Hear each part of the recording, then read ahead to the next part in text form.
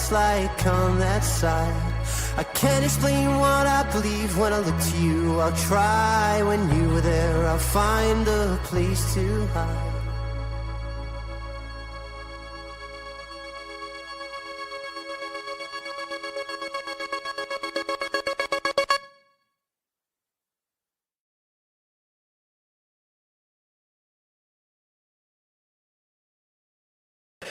Yes, Blues, welcome back to the Not in My Lifetime channel for a reaction and a shock celebration as we actually won at Anfield with fans. So not just the, the COVID win, which was awesome. So it's been 4-1 at Anfield, it's great. But to then go on to then win the way we did yesterday. I mean, I'm still in shock yesterday. That end of the game, I've never seen like a quarter of an hour to suppose at a time in my life. Like it was insane. The half an hour, incredible.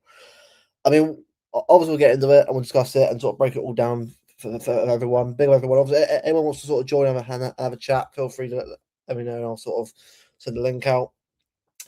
Big up Adam Quinn, yes, Blues. Great win yesterday for the men. Yeah, the women were very, very lucky. I couldn't believe the amount of crap in that game they robbed off. I mean, the fact that Lauren Hemp got literally hacked down and wasn't even a free kick for that was disgraceful. But again, look, thankfully, it's 8 points. It's still a bit of a gap there for them to sort of have over United. But it's just one of them games that is frustrating because another day, I think it could probably be Arsenal another day. But it is what it is.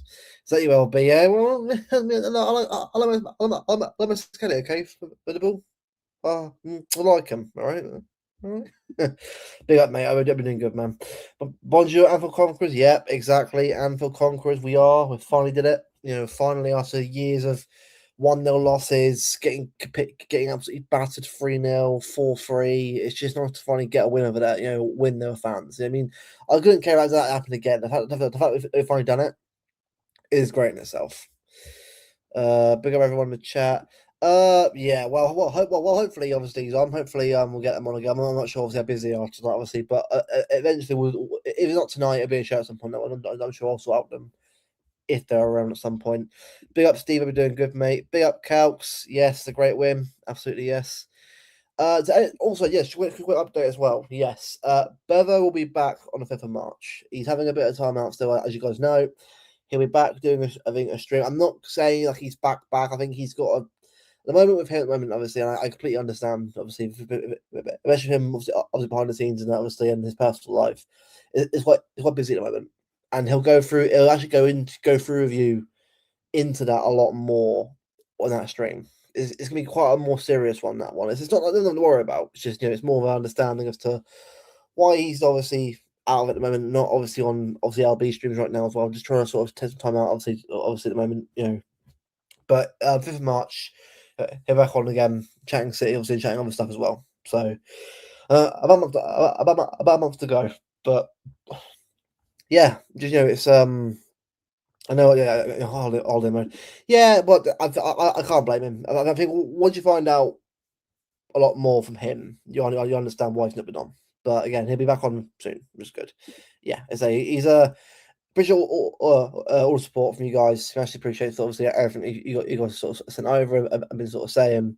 Massively appreciate it as always. But he's he watches the streams obviously when he can, obviously when he's free. But he's very appreciative of all the support so far. But big up Noon as well, man. I wouldn't say he can care less. He's on a break. Give him that. Yeah, be back on soon. Back on soon. It's all right. But yeah, Liverpool. We beat Liverpool 2-1. Title back on again. This football club, when it comes to just doing anything, in a title race, it's never easy. It's never easy at all. It's always difficult. It's always hard. It's always the hardest way to do things, and we found a way. We found a way to get over the line to beat Liverpool, a team that we've always struggled to obviously beat in the past, especially at Anfield. Obviously, we either draw the game at best or lose 1-0, but we finally got a win there. And this was a game, I think, a very emotional game. He wishes he was doing my job behind his back. I'm pretty sure. But no, it was a great game. I think the whole team. Look, obviously certain players weren't perfect in the game. It wasn't a perfect performance from everyone, but the fact that we sort of just found a way, obviously, in with it being 1-0 down to an unbelievable free kick from Spotify. Unbelievable. I couldn't believe, how that went in, but the fact that how we turned it around, unbelievable. There he is. Big up, Alf. Good to see him back on streams yesterday. Obviously, did his watch long and also play ratings as well. Big up, mate. It's good to see you back on YouTube again. I've got my Haaland, Foden, and Shaky Pep much week for it. If we draw, okay. In just you, mate. I think everyone's got them ready to go, haven't they? For God's sake. But no, I mean, this is the thing. Like, we're in the conversation. I mean, is it on? Is it done? It's a lot of questions. Right? It's February the 9th now. Obviously, we've got 13 games to go. A lot can happen in 13 game weeks. A lot can change. A lot can go up and go down. No game is guaranteed wins right now. So we'll see what happens. Obviously, it's going to be a very up and down season, especially with the League Cup. Obviously, at end of March, FA Cup as well, and also the Champions League as well. So there's a lot to play for rest of the season. First half, yeah, we absolutely did. I couldn't believe the first half. Marmoush should have scored. Haaland should have scored the first chance 2 minutes in. A very wasteful game. A very wasteful game from our attack. I know we obviously won the game 2-1, but we're looking at it from more, to sort of what we do to improve. The attacker has to do better when it comes to finishing because it isn't good enough right now. I know we won the game, but I'm not sort of going on the top. I think we all agree that attention needs to be improved, especially if we want to be sort of get wins secured and sort of having to sort of rush around trying to come back all the time. It isn't really good for the heart, that's for sure. Yeah, hopefully, mate. And we have just a sexual affliction for a random player in the squad who'll never want out, but I must go if we don't win the quad. Sexual afflict. Is that Bernardo Silva? I'm gonna say Alf, or was that just a random player, Alf? I wonder. See under 18 for in lap. Yeah, I see that. Has it Headley's got a goal? I can't remember. Is it Parker as well? So yeah, so I know they're doing quite well at the moment. But yeah, no, honestly, great result. I want to go for each player individually. I think each player individually deserves their own respect, deserves their own, sort of, chance to obviously big them up and sort of give them praise. I think for me, a massive, Donnarumma. Wow, what a performance! Maybe yeah, the free kick it could have been a better wall, but the fact that he made a massive save in that moment of the game, I think one was the game. I know Haaland's penalty was the game, but that save in itself kept it from being a 2-2 late dagger. If it goes 2-2, that's going to break the whole team's hearts because to have come back from 1-0 down at Anfield to mentally come back to go up 2-1 and then throw it away at the end would have been heartbreaking. But the fact that he made that save was huge. Massive save. Yeah, good point. Yeah, I know I figured that too much. Fair enough. Donnarumma said, yeah, I mean, the save was unbelievable. Unbelievable save. Great, great, big hand to it. I mean, the way that as well that the shot was sort of hit off Diaz's shoulder and was looping it over Donnarumma. The fact that he managed to get the arm up strong enough to sort of punch it out of the way was unbelievable. It's probably one of the best saves of the season, I think. Or no, you say is it best save of the season by far because in the context of the game as well, it was huge, massive, massive save there, and it also drove a real good performance as well from him. The ending was a fart. Yeah, it was. I'm sorry, right? But what the hell was going on there? Now I know the rules. I know the rules are the rules, right? I know the rules are all the whatever. But let's be honest here, right? The ball's going in on goal. Spotify has fouled Haaland. The ball's about to go in the back of the net. Surely, if you're going to give Spotify a red card, you then say, you know what, give the goal anyway, and then red card the player. I mean, what's the issue here? Why can't the goal stand? It just feels a little bit. It feels weird to me that, like, again, I'm all for having consistent rules. Again, the VAR for me. I watched LB stream last night. I was saying, VAR's the problem. I'm like, no, it's not the problem. It never happened. The rules keep changing week in, week out, or probably year on year. When are we going to start having rules that are consistent and remain the same? Again, every year is different now. VAR, right? You get rid of it, and as soon as someone goes against you, you ask it, oh, should get VAR. I know exactly what will happen. Again, big up Jacob, big up LB, but I know what's going to happen. As soon as anything goes against us, I'm saying, oh shit, we should have VAR there. I'm not going to go at them. I'm just sort of saying VAR came in to help deal with these issues, but the problem is our referees and critics are just crap. They are crap and terrible. And the only way we're actually going to get a proper, VAR system in place is if we have rules that are simply just there to sort of just be used when needed. It shouldn't be refereeing the games at all. The referees should ask them. I'm not sure on this one, Dave, whatever. I need to look at it again and look again. They shouldn't be dictating the game. They should be used for the referees and sure decision. That's how it should be. People say we didn't need Donnarumma, by the way. Yeah, look, Trevor, by the way, has been brilliant. Against Newcastle, it was fantastic. But Donnarumma is for me the best keeper in the world. I can't see Trevor saving that shot because anyone saving that shot. It was a massive save, a big moment for us in that game. So for me, it's people saying we don't need him. Honestly, I have no idea. Honestly, like for me, he's a big reason why I won at Madrid. Why we won, obviously yesterday at Anfield. Why we won at Brentford. He's a massive keeper for us, and I think he's probably one of the best signings of the season, or maybe the best signing of the season for me. Unbelievable. Still robbed off this year. Yeah, Semenyo and also that one. Yeah, I know it should be 2 goals. Honestly, VAR recently has been. I mean, not the VAR, but the referee's been absolutely shocking recently. Absolutely terrible. Or somebody has not. It shouldn't interfere at all. It really shouldn't. As another goal scoring opportunity, the goal was scored. Alf. I couldn't believe that at all. I couldn't believe what the hell witness in there because it's telling me that the ball is trickling in on net. It's literally going in the back of the net, right? All right, fair enough. It's possible like blocks it and Haaland fouls him, fine. But the fact that they're not even interfering with the ball going in the back of the net, just give it the goal. What are we doing? Ridiculous. You're Brentford. Do you mean what? Do you mean the is it the home game, Steve? I'm not sure. Do you mean our game against them at home? Do you mean? If you let me know. Big up Ash, maybe doing good. Team referee VAR rubbish. Yeah, I know, Maker. Yeah, well, look, VAR for me. Look, I'll always say that VAR isn't the issue. Again, you can say what you want, say, "Oh, we get things wrong." It's not. Doesn't get things wrong. It's the bloody officiating that sucks. The officiating, honestly, right? They keep changing everything every year. Hammond have a good VAR system and keep changing everything every year. At some point, you got to start having consistency. That's what I'm going to say. It was big game yesterday, massive game yesterday, mate.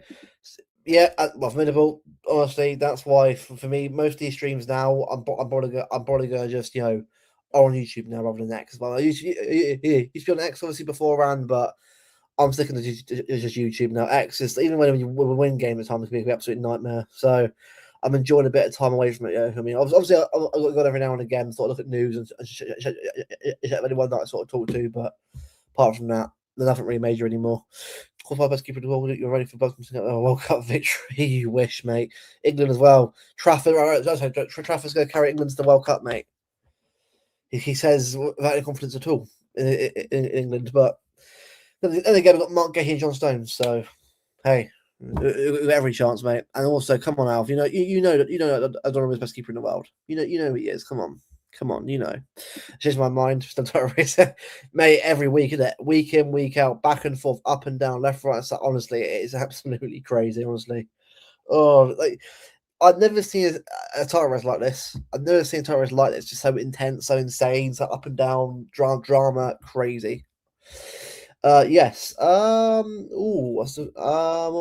is it, mate? Because again, I'm going Newcastle end of the month for the home game. I think got to make sure on that one before I book anything. But when is it, mate? Let me know because if so, I'll try and sort of get to that one, mate. Gahey events on Nico Auckland. Oh, mate, Mark Gahey, right? Mark Gahey, what a player, man! What a player Mark Gahey is. Incredible. £20 million, yeah, 400k a week, whatever it is. But well worth it if he's done performances. Honestly, unbelievable performance. Without him, there isn't a win. Yeah, he should have been booked whatever or fouls, whatever. But the guy missed some big blocks in that game to keep us in it. Incredible. Has that improved the game? Absolutely not.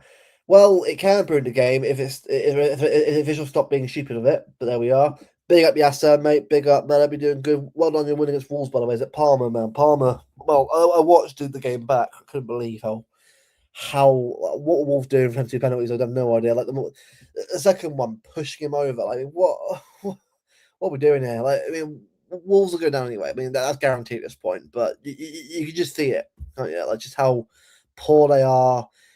It was pretty easy for Chelsea in the end, I think. But Palmer there, brilliant as always. But big up, bro. Hope you're doing good, man. England vs Belgium World Cup final was supposed to get anywhere. I wouldn't mind it. Yeah, I'll be gutted for England, but like, well, at least KDB wins the World Cup, so swings roundabouts. Cushy fab, but ideas back effects and dropped. Husnov was unbelievable yesterday. Yeah, I wouldn't say it was his best game with a City shirt, but I'd say it's probably one of his top ones I can think of in the last few weeks. I think the amount of blocks he put in, the heart he showed. Obviously, he got knocked out with Donnarumma, obviously sadly, but that's the sort of the price you pay for obviously in battle in them kind of games. But he was brilliant. He was brilliant, and the shame obviously that he's out injured now. Well, is it protocol now? Is it protocol? Is it obviously he'll be out now for what? Is it going to be? Is it 10 days probably? Depending on obviously concussion and that, I think. So we'll see what happens there.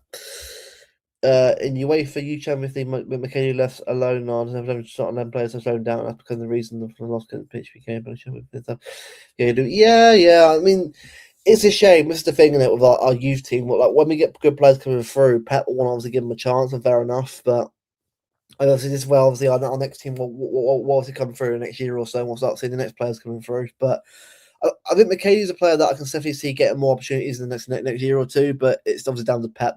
I'm not saying obviously he's good enough for it, but we'll see what happens. Yeah, but big up Yasser, man. We're doing good. Steve, can you believe if you Super Problems don't watch someone said about? I mean, yeah, that in itself was crazy. Oh, they are, Alf. Yeah, they are. They absolutely are. I've never seen. I know Southampton were bad last year; it was shocking. But this is honestly pretty worse. Like I've never seen a team so bad in my life. Like they look so poor. Like, yeah, they did a good run of points and performances written last few weeks, but recently back to normal again. Just poor, really, really poor. And I think I mean they've definitely a season 2 championship. That's for sure. Could go win this league with Juventus. But hey, bro, we're on it. We're on it. I think after yesterday, if we can't get our shit together after that, then we don't deserve it at all. I think if you can't use Anfield as a springboard to go win the league, then I think you don't deserve it at all. So I think these players now have got to start showing a real bottle now, a real mentality now. They want to go win the league. Don't worry, yes, so we're going to win 40 games in a row. It was Promise Thomas, Octopus. For God's sake, I was an Octopus, yeah. Hampton Defence League is back on it, for God's sake. Have we got momentum now? Yeah, I hope we do well. I hope we do, man. I think it has to be. It can't be a big win and then do draw Fulham. It's got to be win now going forward. Again, I don't care about Arsenal's look. If Arsenal drop points, great, but win that sort of sweet spot where obviously they draw a game, it's 4 points, and obviously if you win the game, so it isn't the end of the world. So it's down to us now to start showing a little bit of mentality now. You think Brentford could be Arsenal? Definitely can. Yeah, mate, anyone in this league apart from Wolves and Burnley are beating Arsenal. So I think it's definitely up for grabs for sure. Will it happen? I mean, it would be very Arsenal to go win that 3-0. Well, everyone thinks that both will batter them or beat them, but it could be a draw. It could be a 1-1 draw.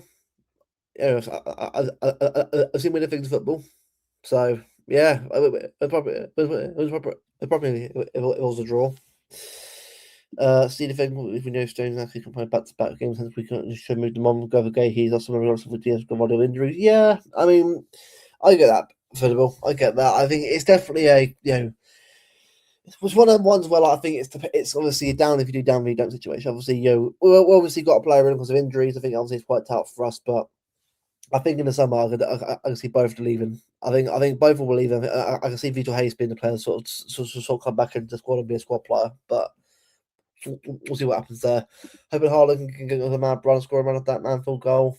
Yeah, hopefully. I think hopefully this will give him that boost he needs to sort of go on around again because he needs it, man. He absolutely needs it. I think he's been so out of it recently, obviously, so obviously off form recently, but it'd be good to finally see him finally get a real boost and get some goals under his belt again because you got League Cup final in March, you've got FA Cup games coming up, we've got Champions League coming up as well, obviously in March time. So again, now or never, Hurling. Now or never, we need back far and ready to go again. That's for sure. Very drink. But you know what? Let's talk. The rest of our team. So obviously, Gay, he was well outstanding, brilliant yesterday, absolutely brilliant. I think him and Hudson were great together. But also a shout out as well to Nunes. Nunes was unbelievable yesterday. Again, what was penalty? Obviously, up the field and that. If the whole game was against Gakpo, I thought we did very well. Obviously, the atmosphere as well and under pressure. I thought he did a very good job. He's been one of our most improved players this year for me. Just honestly, so improved, so much better. Obviously, and got better throughout the season. I'm so pleased for him as well because every man, this dog and the fan base were literally calling for his head after the United game, and fair enough. I could see why. It was shocking from him in that game, but to come back from that and really sort of stamp why he's an important player for us was fantastic. I'm so pleased that he's done that. I'm so pleased that he's back. He showed how good he can be and how reliable he can be in this team. Obviously, being as a midfielder, as a right back, obviously as a winger. He's been a brilliant signing. I think overall, how much it cost us, I think he's going to be a good sign for us overall. I think he's been brilliant. But also Nori, Ryan Nori as well. Brilliant. I thought he was fantastic on that left hand side. He did well with Salah for the whole game. I thought he did very well there. Up and down the field, he probably should have done better with the shot. Probably should have passed it across goal. I get it, being a bit greedy. Yeah, I get the all the jibes about being greedy. I get that, fair enough. But I'm sure if you're playing a football player playing that position, obviously at Anfield, want to score a goal, I get it. But yeah, it is about it is about thinking about the team, obviously, and obviously passing across there for an easier goal. But I'm sure he'll learn from that in the long run.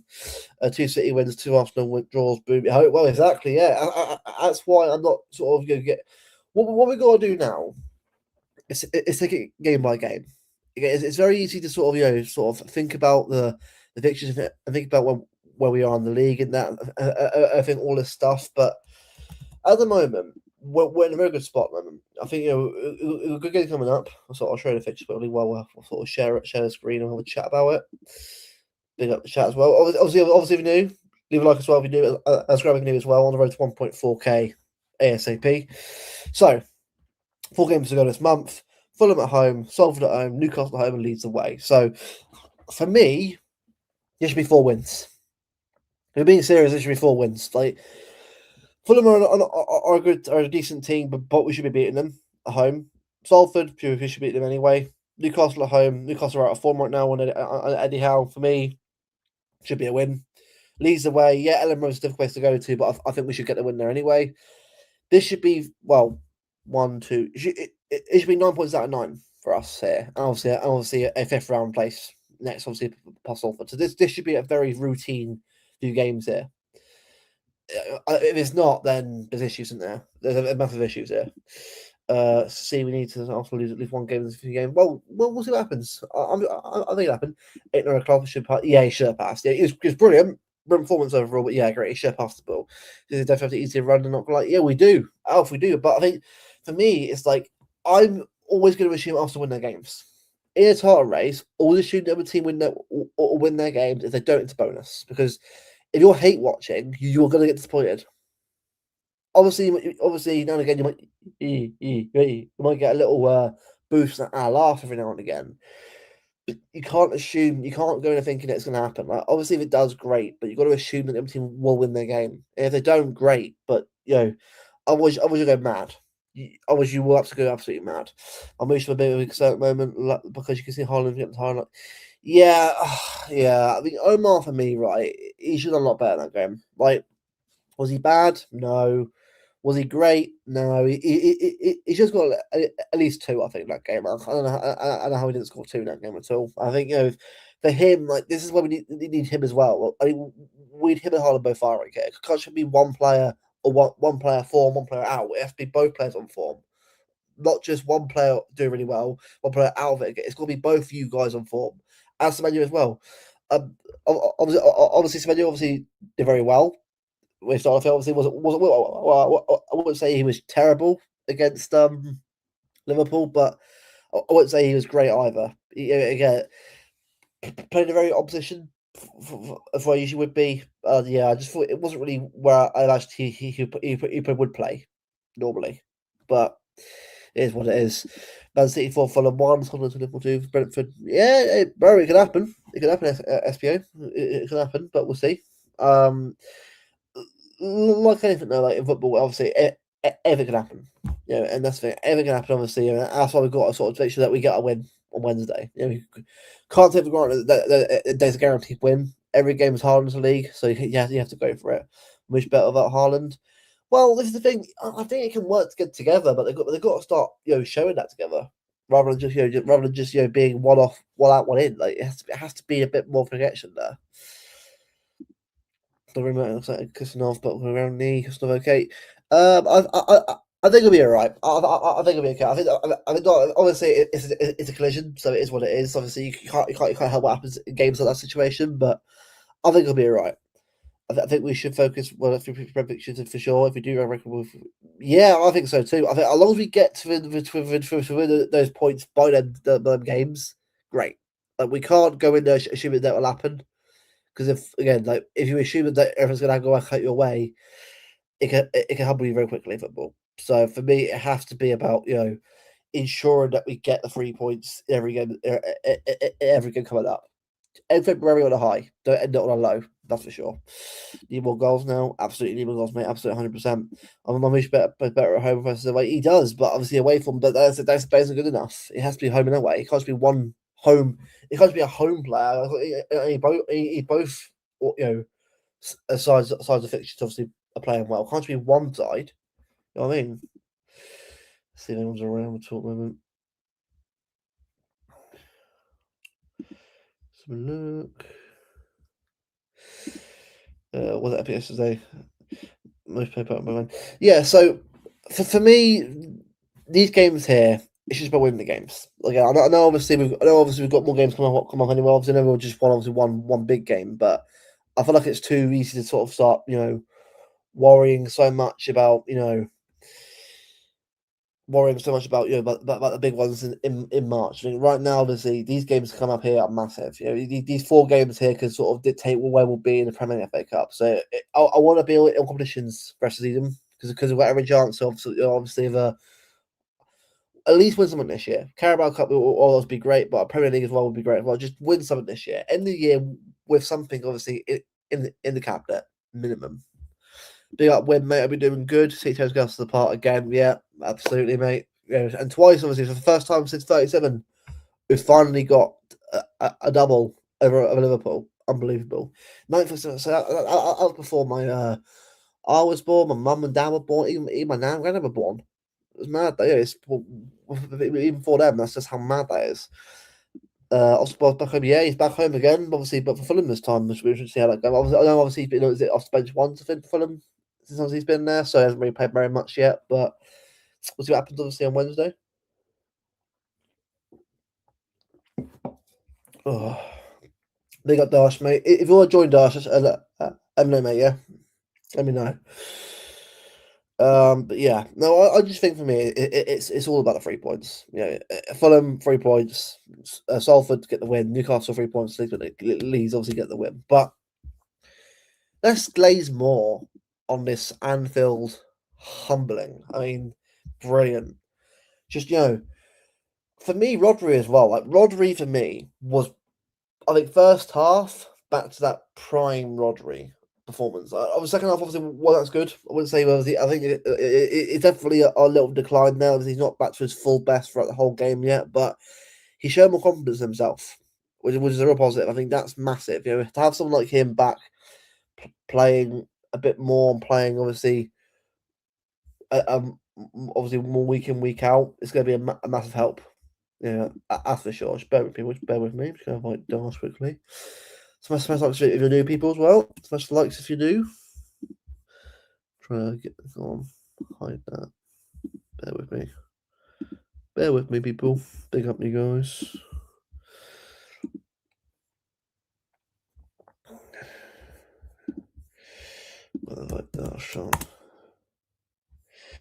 There you go. Carabao Cup final at Wembley. City 4-2. City 4-2. Haaland, Mamushaki, Silva for Ass. Ass Holsnell. I love that. I mean, it's definitely a little bit more. It's definitely a more is an arse and all probably bit better there, but I get where you're obviously coming from, mate. But yeah, no, it's that will be ideal. That will be ideal, that's for sure. Dash, big up, my friend. How are you doing? Oh, good, Luke. How are you? Loving life, loving life. Yeah, it's first win at Anfield since obviously leave 2021. Obviously, leave the COVID year aside. Since 2003, and I was 3 years old then. So I'm not going to pretend I do remember it at all. So I don't. So in my remembering years of football, it's the first. So massive result Mate, yesterday. in 2003, Yeah, mate, I wasn't even a fucking embryo. I wasn't even existed by then. So if we go from there back to 1981, yeah, 1980s, this is just, it's mad, you know. And then to top it all off, yeah, the first ever league home and away win against Liverpool since 1937. I don't think people understand how crazy that fucking is. yeah. It is mad. Bit up, Kelly. Yeah, no, honestly, it's like, but not just in terms of on the title as well. It's just everything, like in general. Like we just that game yesterday showed to me these players really do give a shit. They do. I Oh, know we it's do. been hard Yeah, for them, we do. Yeah, go on, yeah. and just the way that the way they celebrated after that goal went in. The scenes, the third goal was pistol because if that counts, mate. That Chucky like arms out doing that. I mean, iconic. If that counted, and I'm like, That was. it's rob us because apparently, honestly, right. Common sense is bullshit. By the way, that's a goal. That's a goal. What's the issue? What's the issue there? It's got in. I just don't know. I don't know, man. When that third goal went in, yeah, mate, I was in a knee side, mate, in my fucking room, and then it's just listen. I get it by the letter of the law stuff, yeah, but it's like no one really won in that situation. If that makes sense, because you did disallowed the goal, but then reverse that to a red card for Szoboszlai, so Liverpool are out with probably their best player of the season for 3 games in a crucial period. Yeah, And listen, I don't want to do title talk and all that, yeah, because with every single week, yeah, it's either we're back in the title race or we're the shittest team in Europe and Arsenal's gonna do the quad. You know what I mean? So for me, every it's week. just one game at a time. Wait till what mid-April. If we're there, all right, we'll try. If not, then listen. Next season, it is what it is because overall, listen, we all know we haven't been good enough overall in this title race, and even to be fair with Arsenal as well, man. Because there's moments when Arsenal should have pulled away and made it a 10, 11 point gap. But then there's moments where we should have clinched like on the same level of points as Arsenal, or even a point or two higher. Yeah, And it's just everyone's got different opinions of who's making those deficiencies and etc. But for me, I've always said that you need to make sure there's structure first and foremost, and we haven't had that structure. And listen, Joseph Carvalho this season is destruction in the back line, along with Ruben Diaz. Both of them were what you call it, out for a period of time, especially with Joseph Carvalho. We knew we were fucked with a lane and cushion on the back. And by the way, there's no dig at any of both of them because they've been brilliant filling those gaps here. But there's a yeah, difference between a cushion and a Diaz, if that makes sense. There's a huge difference yeah, between a cushion and a lane and what do you call it, a Gavardio. So Yeah, no, honestly, Magnus here as well says how it is. Like, Arsenal doing the club, right? Well, I'm sorry, right? You're saying that, but also sit here and actually for it as well. Like, people go on about Arsenal now. Like, this Arsenal glaze, right? I know where it comes from. It's views. Mo does it. Hassan does it. It's views. Because Arsenal fans are literally so emotional that they can't, but come away from it all. Like, those, as praising their team, they get angry. Like, whereas oh we yeah, could give a shit. I don't give a fuck if he's praising the team or not. I don't really care. Because the reality is, right? Who gives a fuck if an Arsenal fan doesn't make a City team? Like, yesterday, right? I went on the terrace yesterday after the game, and an Arsenal fan came on. Funny enough, I knew why it was, but he came on, right? He was just chatting so much waffle. I don't know who the guy is, by the way. I mean, again, nothing against him at all, by the way. He's not a nice guy, but it's like, oh, I'll be fine, City and nothing. I think in a way they got lucky that game. But mate, what are you doing? Like, it's February, you're waffling. You're 6 point. Look, honestly, right? All this chat, all this talk, it's like this Carabao Cup, mate, is huge in March. It's like a wrestling match, mate, or something this month. It's crazy. oh mate, it's like WrestleMania. It's like WrestleMania, man, in WWE, man. That Carabao Cup Oh, final because it's a make or break for any of the teams this season because whoever wins that final will have not just a psychological edge, but a lot of momentum, and that's going to spur on either one of those teams. Because remember when we won the Carabao Cup in 17-18, we done 100 yeah, points in that year. In 2021, we were about what 3 games away from a quad. People forget about that because yeah. if we beat Chelsea in a semi final, we could have beat Leicester and we should have won that Champions League final against Chelsea. So that's what 3 wins from a quad. And Or then even the treble as well. If we hadn't been so stupid against the worst setup team probably I've ever seen, or one, I don't know, probably the second worst team now, and we've lost to a Nathan Jones team, to win that game, we got Newcastle home and away. We beat them. You like the final? Probably not win that one. You know what I mean? It's oh like mate, it's who just knows? Who knows you what know will what I mean? happen in that? Yeah, exactly. Who knows? Nathan Jones stopped us from the quad. You know how mental that is. Yeah, Nathan it's great. fucking Jones of Southampton. I remember that day, Oh, by the way, with Ortega, him getting the flak oh, for the first time. yeah. He We got remember Ortega was getting, lobbed. He got yeah, lobbed from like halfway line. Fucking hell. yeah, mate. Oh man, Oh. good times, eh? Oh, very good times. Yeah, a big up, Roger, by the way. Subscribe to him if you obviously if you haven't already. He's on the road to 1K. He's very close to getting it as Yeah, well. So go over and subscribe to him and be up to him, man. Always supporting yeah. as Big up, always. All Brian right. Jack. City will be Arsenal. Yeah. But yeah, mate. Honestly, right, I'm confident. Arsenal win the league season. Oh, mate, if Arsenal win the league this season, mate, the meltdown will be beautiful. We will be Oh there. mate. We will be there. Watching Lee Gunner completely melt down and break down in anger and rage will be unbelievable. The amount of Oh, energy. oh, I would love Oh, it. And watching listen, watching troops just lose his fucking mind. I'm there for it, man. I'm there. he's been mean about like 400 times this season already, troops. And listen, fair play to him, you know what I mean? He went solo and done his thing, yeah, but I'm Yeah. telling you, imagine to take your time with him, we scored the last minute in a Carabao Cup final. In extra time or something like that, man. I'm telling you, man, there's storylines to be written in that Carabao Cup final, man. There's storylines to be written. Oh man, If yeah. also, It's available exactly. This season's been weird, isn't it? It's a weird season this year. It's like anyone can be anyone this year, unless you're Wolves. But you know what I mean? Like it's just this season. It's a bizarre one. Even Europe is open. Like every competition this year is open. This year, it's open. And we yeah, got a chance, mate. I'd say so. You know what's so funny? It's just when people, and I don't know if it's just me, yeah, but this is when people regard team as the best side in Europe, etc. Yeah, do you think, yeah, from of this year compared to, let's say, I don't know, in 2019 or something, do you think the bar has gone down a bit in that I sense? think it has.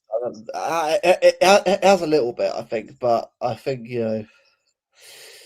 I think it has gone down a bit. I think, but then again, though, it's not. It's fair enough. Like considering the level of football that we've seen the last 2 years, like I think what we've got to realize is that everyone's got to start back again to move forward again. So I think this City team, mate, will get even better next year.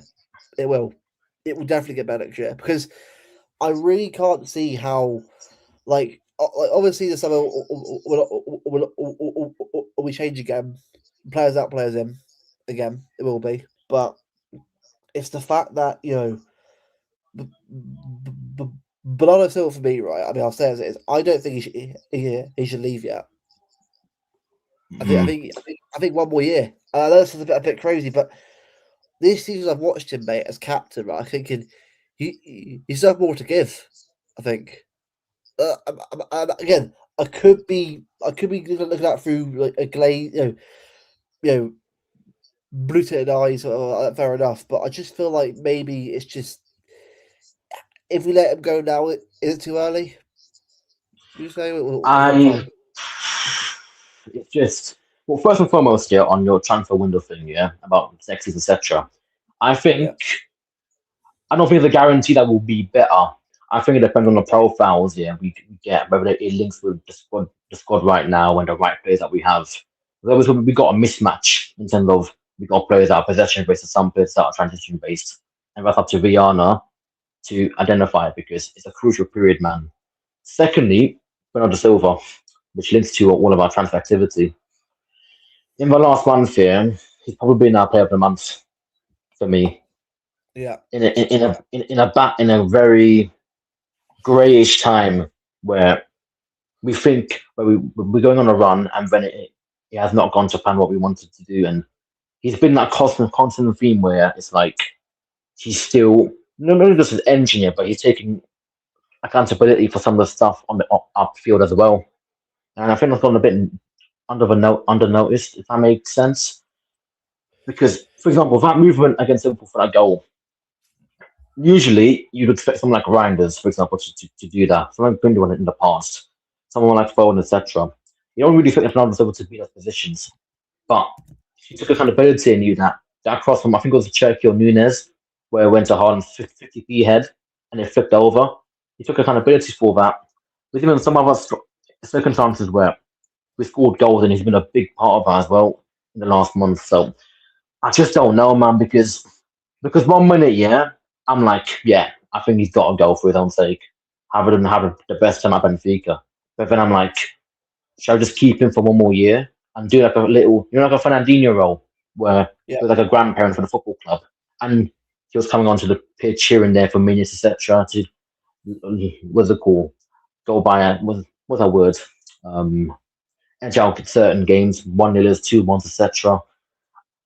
It depends on who it is. If Silver stays, mate, I'd still go get a replacement. Like, for example, I don't know, Eddie Anderson, or I'll profile that's similar to Silver in terms of the engine because I don't think it'll benefit either way where we just keep one of them or get one of a replacement. Because I'd rather have a, what do you call it, an adapting period for that new player to come in. But that's stuff up to me. I don't know about you, but hey, yo. yeah. No, look, it's a question. Like, look, if he is to go, then I wish him all the best wherever he does go. And obviously, if it's Anderson coming in, then great. We'll back him. Obviously, when he comes in. But for me, right, Bernardo Silva for me has been an unbelievable asset for his club. What a player he's been for Yeah. us, man. What a player. You'll miss him. Listen, he'll never be the player that I wanted him to be before, in terms of his flair. Because that's why I love Silver before. His flair was unbelievable. And listen, in the last 2 years here, I've been struggling to come to terms that he's not that player that he was back then, and that his engine was our main function, our benefits us, and our his engine also that he uses it so well intelligently as well. So Yeah. it's one of those things where in the last 2 years people don't appreciate him, and even me, I'll put myself in that category as well, where I don't appreciate him for certain little stuff that made a big difference. And if he does leave, I think we'll miss him. It's those little things he does, those little things that make the biggest impact, and sometimes those little things can win you trophies. And it's evidence of that in the last years, man, of his guy's career at Monaco and at City. Yeah. Just to ask a one question about Doku being fit, is it end of the month thing, isn't it? I think from what's been said here, obviously that's not an accurate date, is it? It's more of like just around the sort of time, isn't it, that he's sort of match fit. But I can't imagine we'll see him now. Probably till March anyway. I can't see rushing him back yet.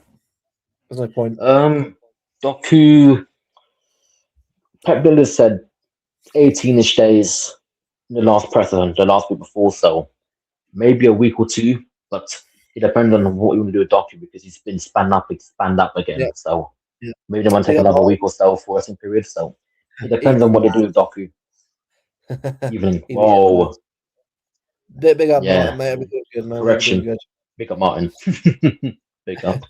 Oh, mate, João Neves, mate. Oh, wow. That would be a great player to bring in. But let's be honest here, right? PSG will just fuck off, mate. They will. Let's be real. They will.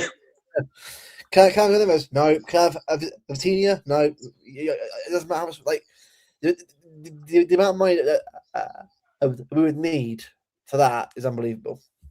So I love it. Bang happen. Just being real. Even Simon. Yeah, evening, Simon, mate. Simon says, fuck off. Oh, bloody hell. But yeah, also John Stones as well. John Stones. Is he going to play again this season? Is he? I know he's in training, but is he going to play? That's the question. I think he'll play. He will play. But and that's also due to the fact that I think because Josko's not there, there'll be some games where they want to rest on Mark Way, where they don't want to aggregate a Diaz. And by the way, Ake, I think he's still fucked with his leg because he's giving so much to this football club in that January run. So I don't want to risk Ake as much. To be fair to you, I think he'll still play, but I think he knows that it's his last season. Let's be real. It's his last Yeah. season at the football club, so it depends. And listen, it's sad because it's like with the injuries he's got now, yeah, on the heel, that's going to take a long time to recover.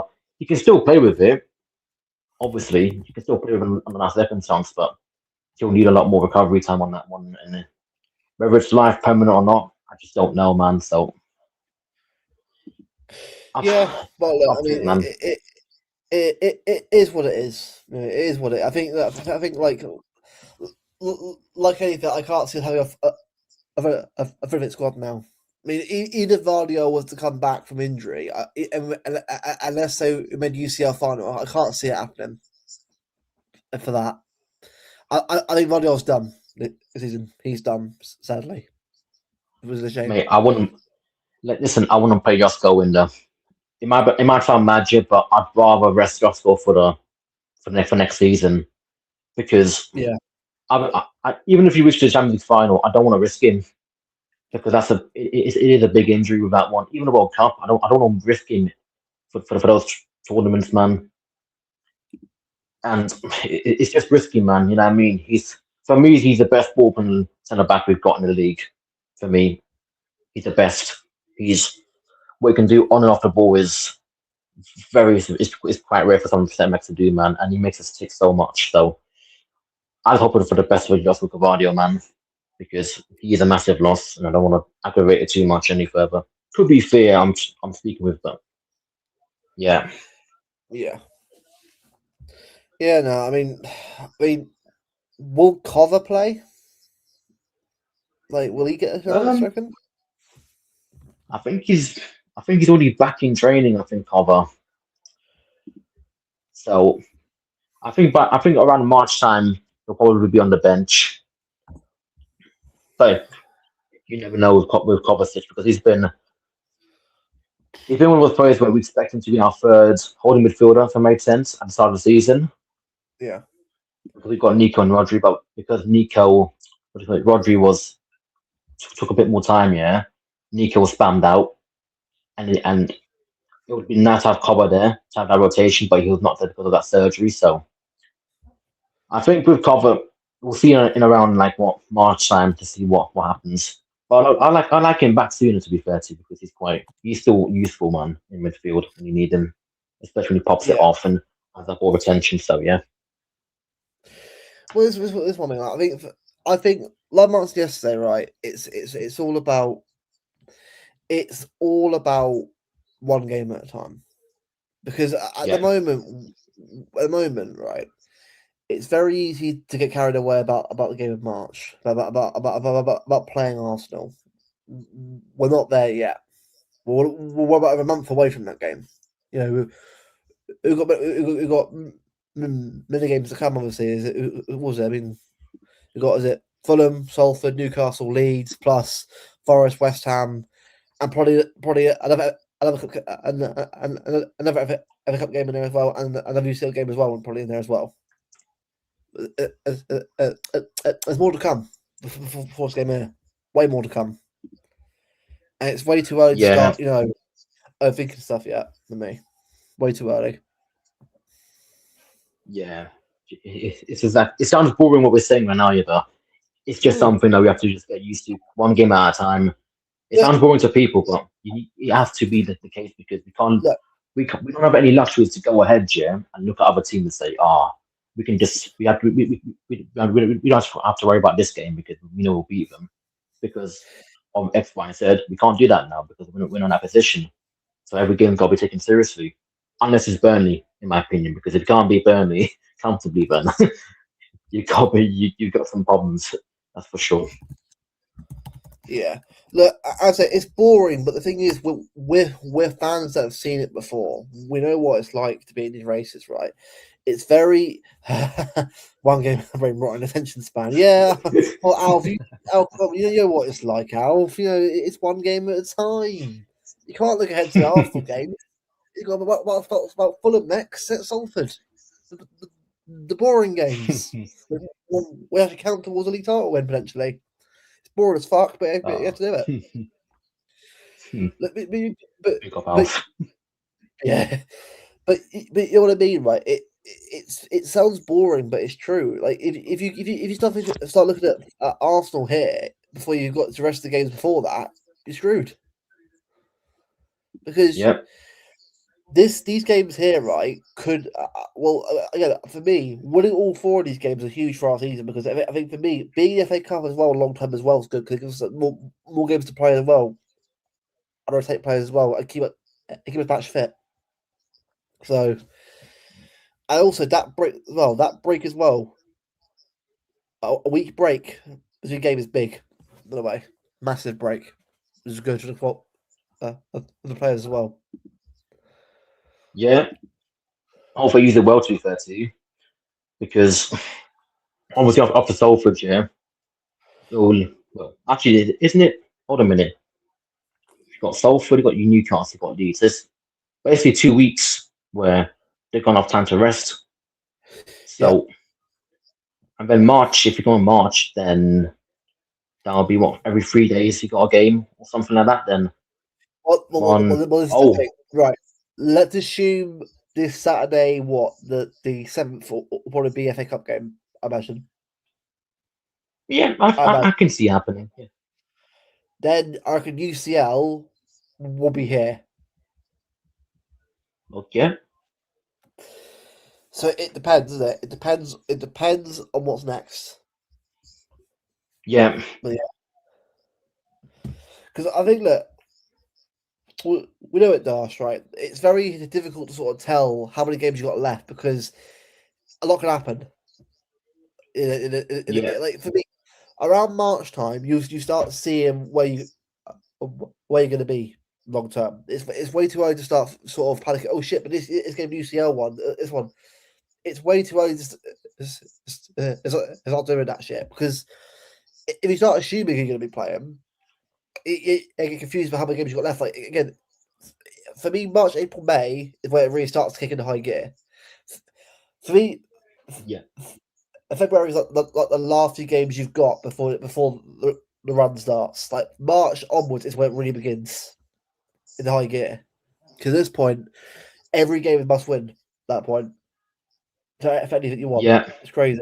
Like if you think right, it's intense now. Trust me, in March it starts. Every game will be like a final, a UCL final. You know it's gonna be difficult, Duke.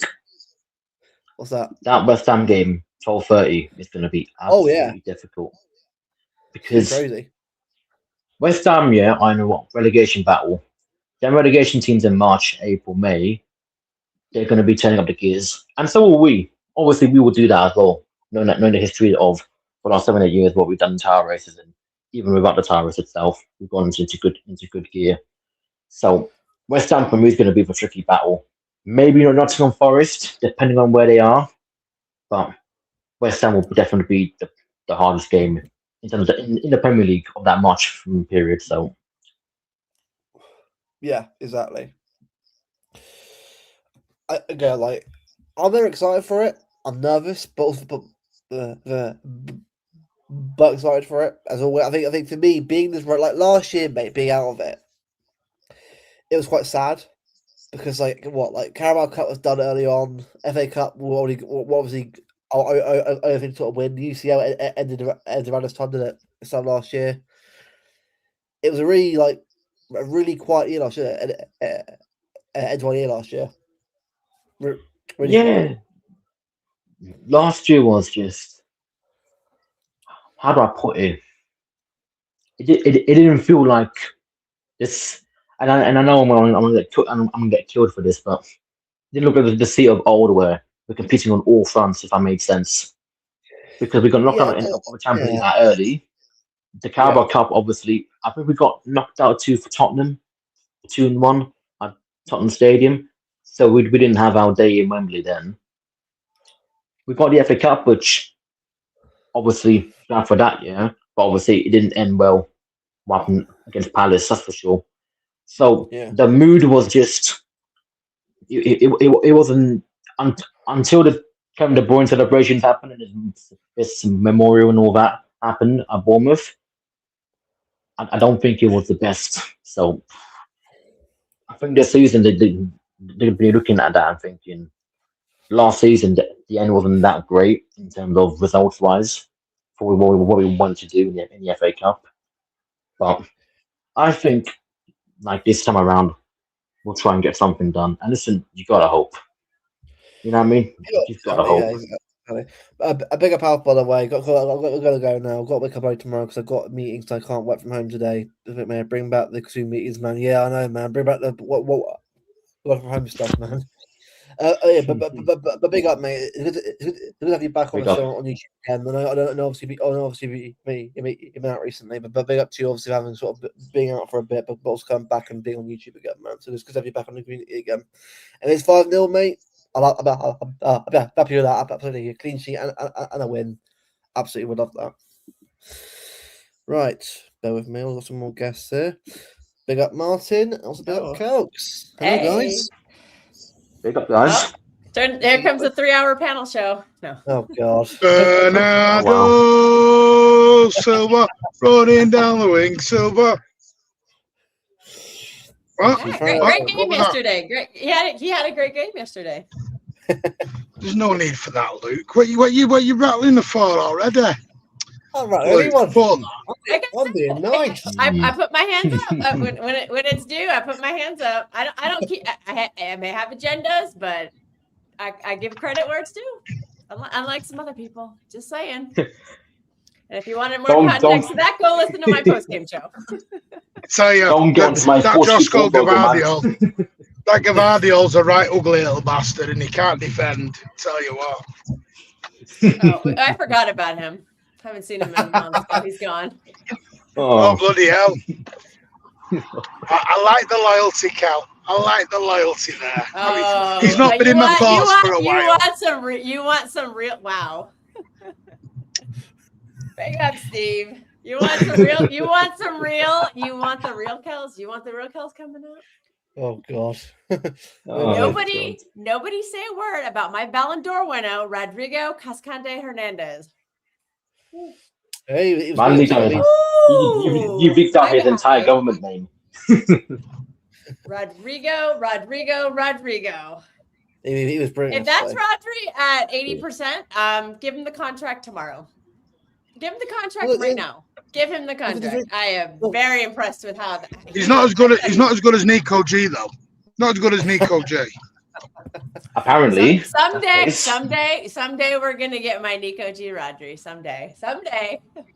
But to be fair, Rodri and Nico O'Reilly. I love it. Close Nico enough. O'Reilly has been very impressive in the midfield. Nori, don't forget about him. Oh, Nori was class. Nori was wonderful yesterday. I mean, should have passed. They're having a shot, but apart from that, brilliant start. Yeah, we can forget about that. Scrap that away. We won. Also, another player I've been monumentally wrong about is Mateus Nunes. Both fullbacks yesterday were both brilliant. I mean, the whole back four yesterday, the keeper were just. I mean, you haven't seen the goal, but it's probably the best free kick you probably ever seen at Anfield, probably ever. So, you know what I mean? Mark Gahey. That guy is. He's a wonderful signing.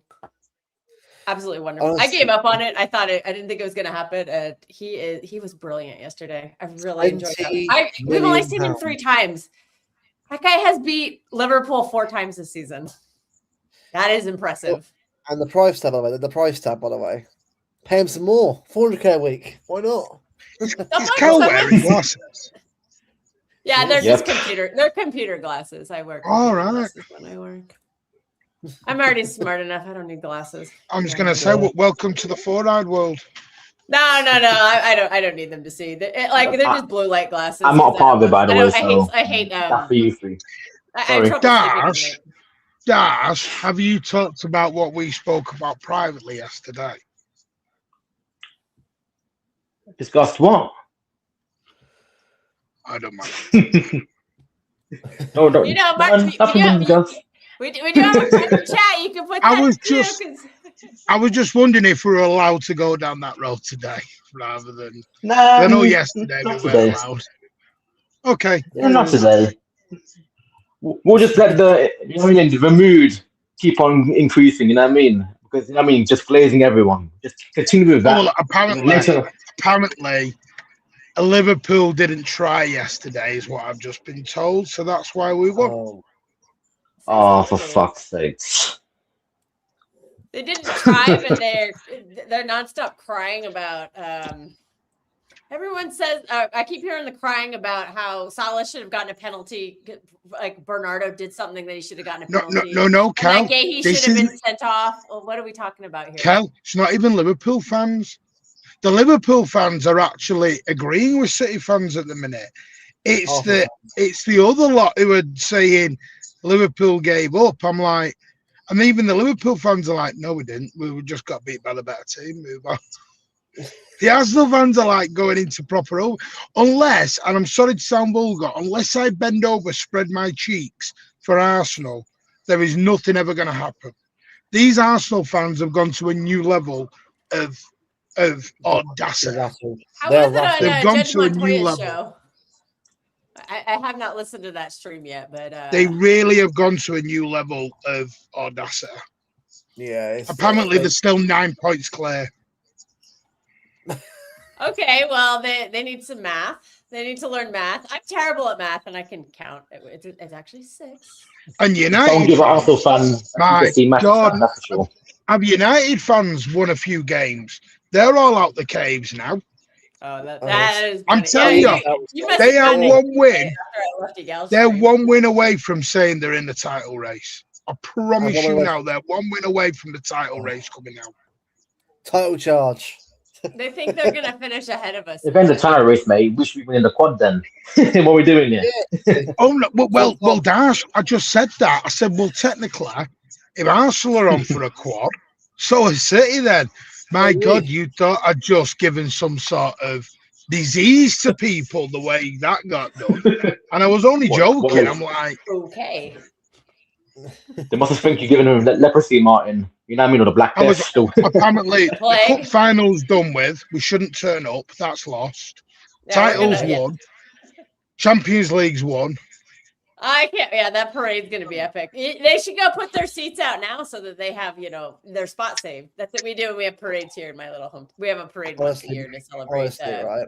the state's birthday. And you have to put your chairs out the night before. Yeah. I didn't realize one win.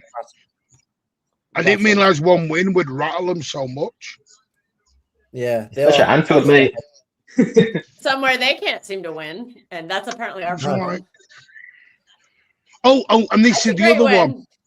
Apparently, we over celebrated too much in the last minute.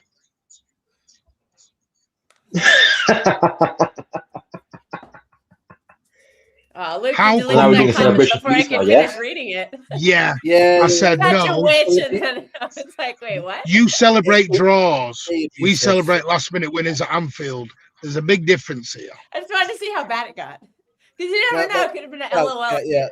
That guy in the chat, I know he was saying it'd be a piece towards Martin and you. I'm like, I'm not having this. Look, as being a dick, get out. I'm gonna give you. Oh, what was he saying? I wanted to respond to it. He called me a witch, and that literally every city person hates me, and then I was a witch, and then the comment disappeared before I could finish reading it. It was a whole paragraph. Yeah, sorry about that. Was that to you? I thought it was abusing me. No, and to be fair, also don't harass a witch person because a witch. You don't. But why are people? With a witch, you fuck around and you find out. We've won at Anfield. Don't go around abusing people. Come on. Have a little bit of self-respect. Steve is fine. Steve has been calling me Keldor lately, which is very insulting. Well, Alex, Steve is occasion. Steve is a special case, my friend. I'm not taking out. I'm not presuming. Arsenal a guard of honor at the Etihad. Remember that. We have to give them a guard of honor. Right? No, can I ask a very serious question though? And I just it was something I asked last night, and I'm intrigued by it. Would anyone be adverse to giving Bernardo an extension? Seriously though. I think you know my answer to that. I know your answer. Well, no. And I'm not asking this because you understand my reasoning behind it. You think I'm a big hater. It's not because I just think that. Yeah, go on. I think the manager just will play him next season, and whoever we bring in or whomever is maybe the replace. I say replacement in quotes because that's a player you don't replace for me.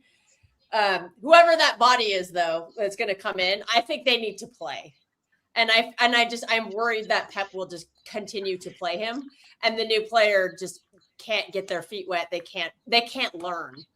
Maybe. Everyone keeps saying it's Elliot Anderson. What if like you brought up in the past, what if it is Phil Foden? Is Phil Foden going to learn that role sitting on the bench like he did yesterday? No, he's going to learn it by playing. He's going to learn it by playing. Yeah. And I just think that I don't know. I think it's the manager, not the player for me. Because I think he has his players he trusts. And it's just going to prolong this process. I want to do as much learning this season while we can. And I think if he's here, the manager will just settle into his favoritism, and the new player won't learn. It's like I said over Kushinov. People thought I hated Kushinov. I didn't. My exact line on Kushinov was, once he's in, you'll struggle to get him out. That's what I said. I said he's just young.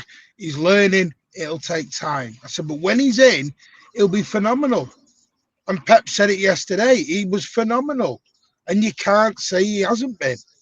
And for me to have 4 defenders, potential 5 in the summer, is a blessing.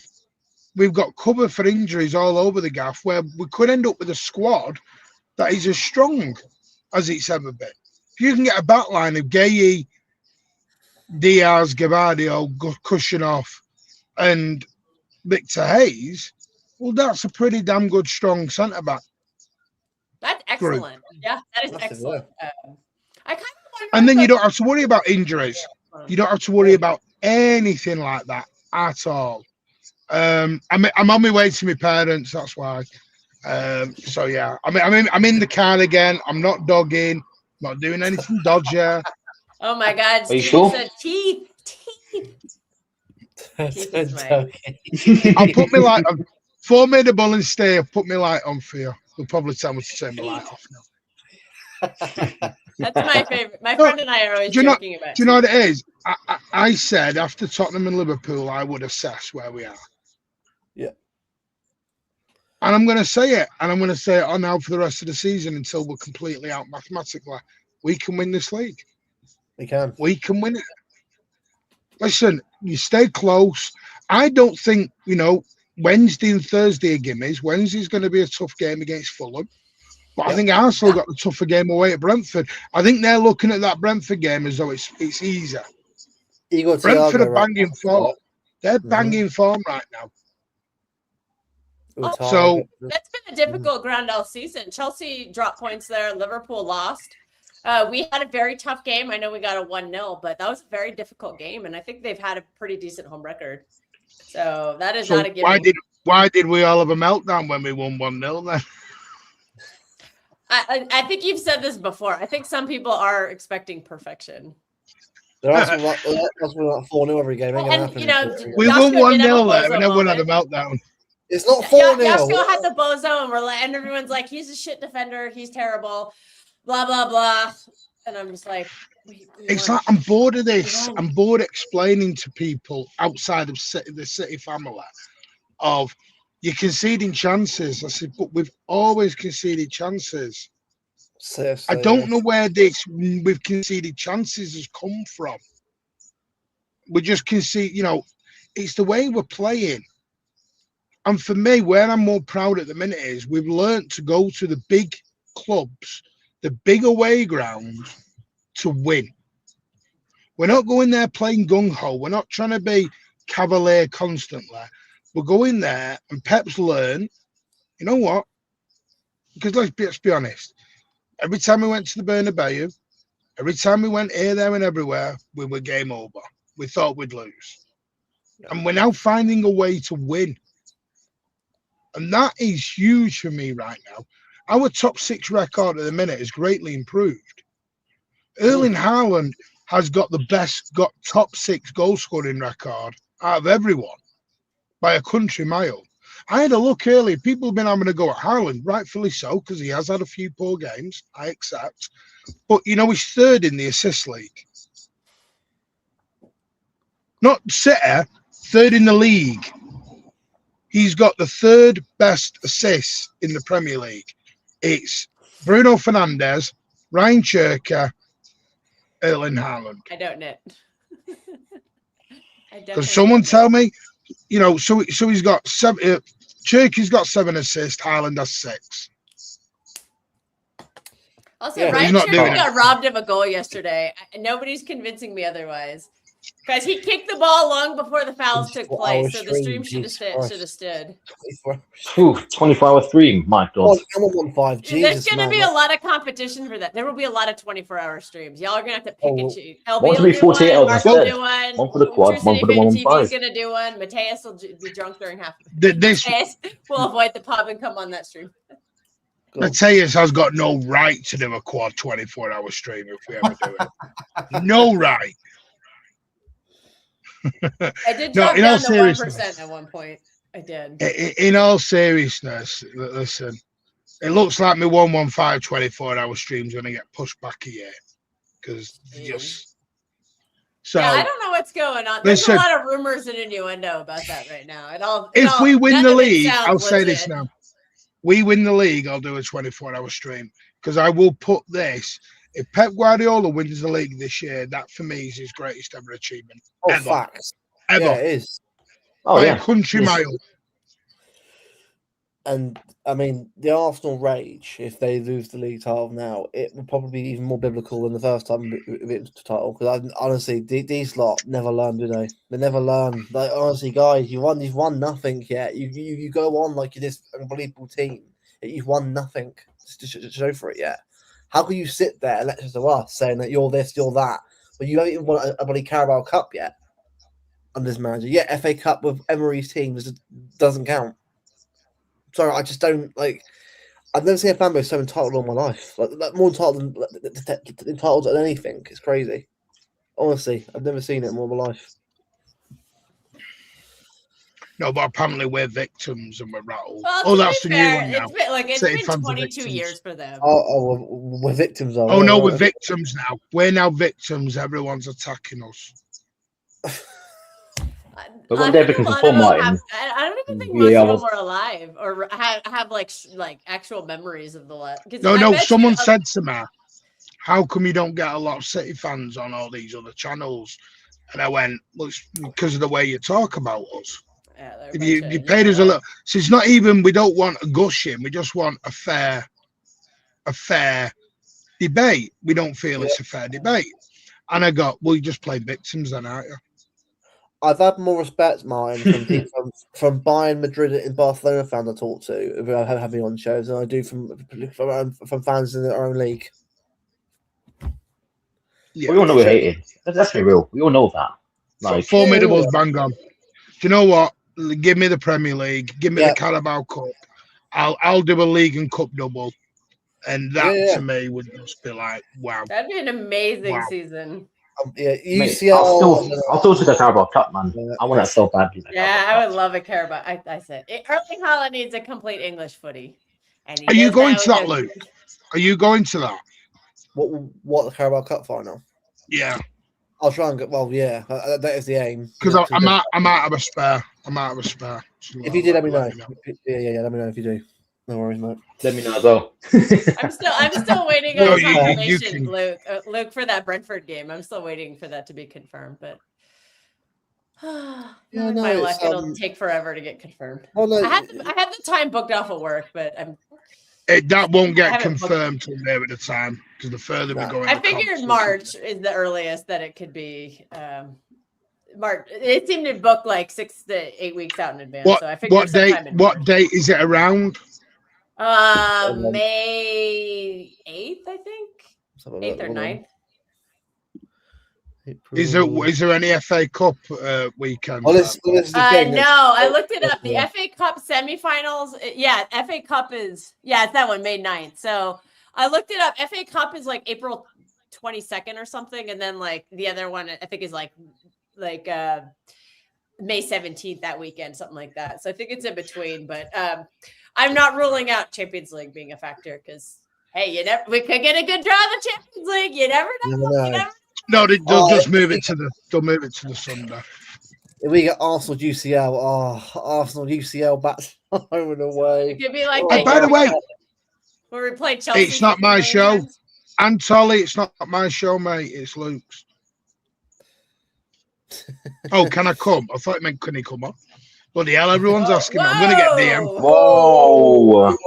Pause, man. No, I'm just going to. My DMs, I've just advised. Last night. If anybody wants me now, email me on the channel email. Don't DM me on Twitter anymore because I probably won't respond to it for weeks.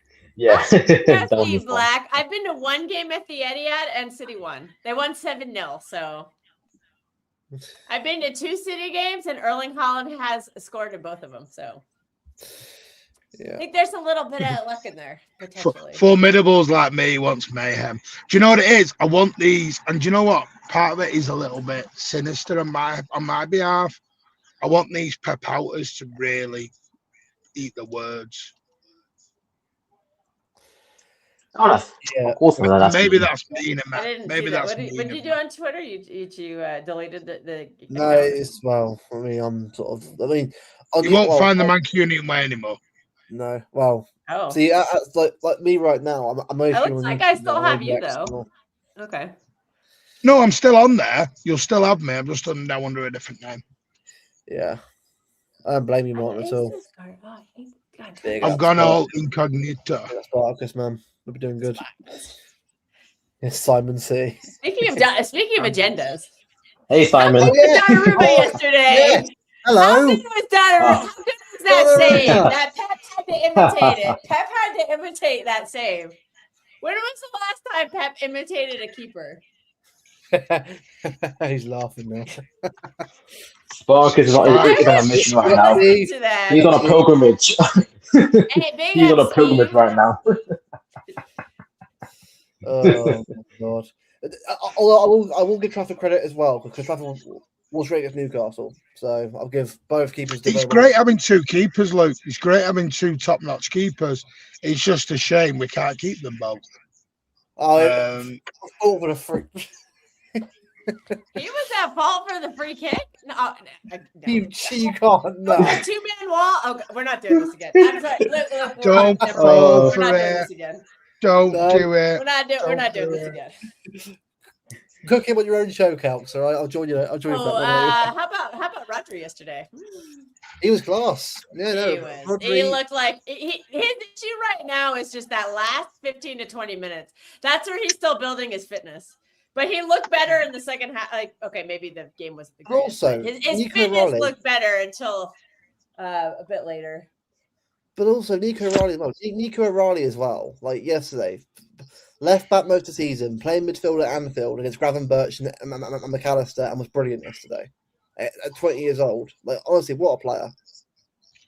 I'm so impressed with him this season. Like, if I had to say like young player of the year, I'm giving it to him.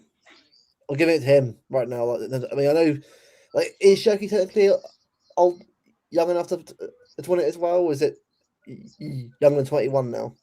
Young player of the year. What are the rules about that now?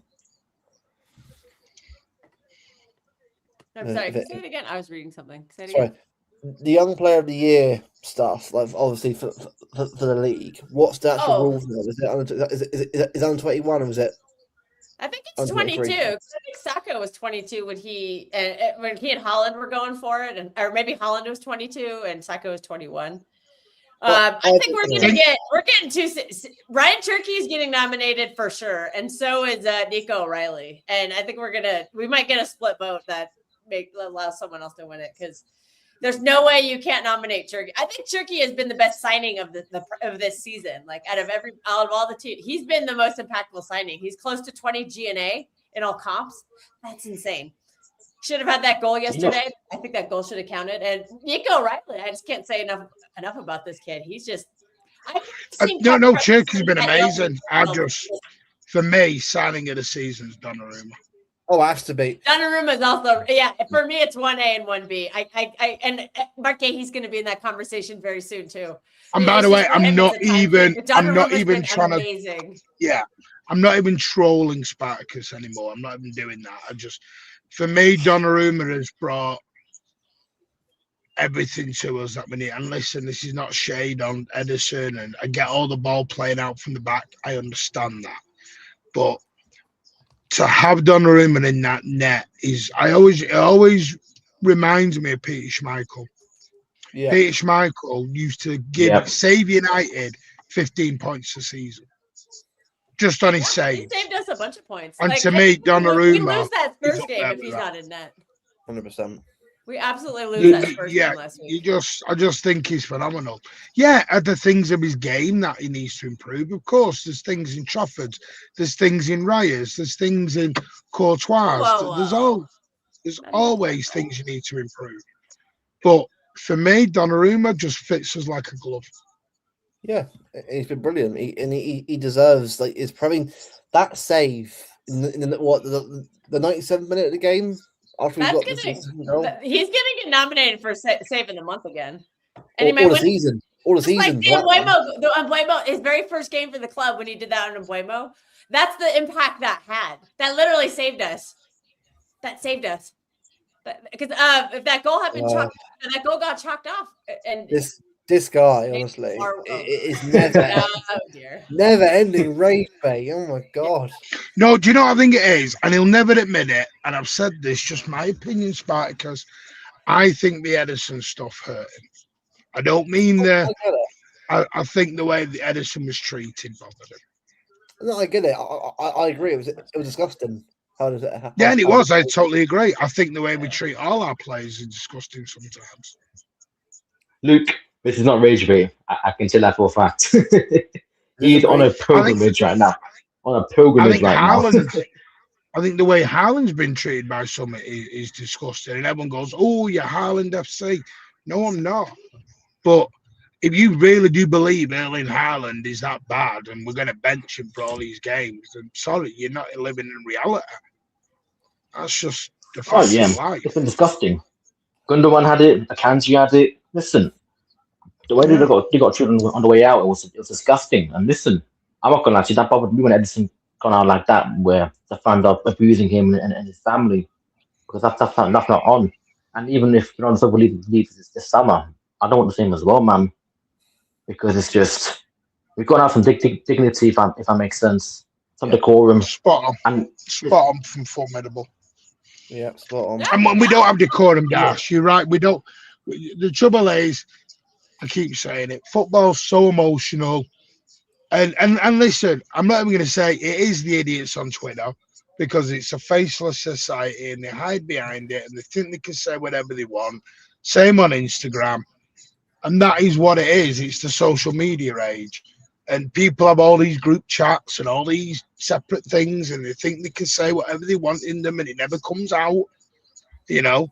We have a certain person within our community using group chats who likes to say things and then pretends they were never said or they were out of context, knitting.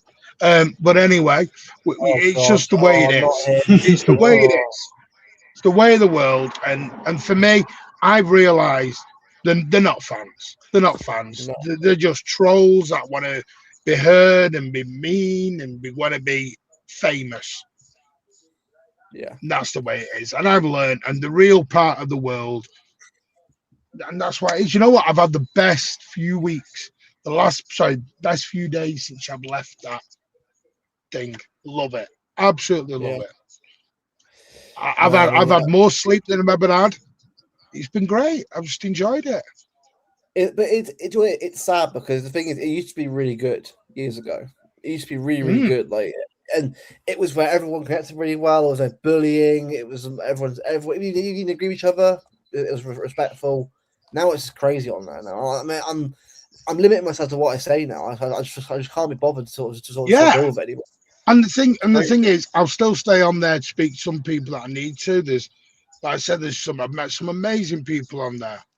I won't name them all. They're so long, but I've met you and I've met Magnus, and there's other people that I've met from other areas. But the trouble is, I don't know. The way it was, I was trying to be pleased. I was trying to be who's here. Hang on, what? Who have you brought in? You brought in Donnarumma's number one fan. Lads. Oh, gonna see ya. Here we go. He's scared. He's scared because I'm gonna challenge this point.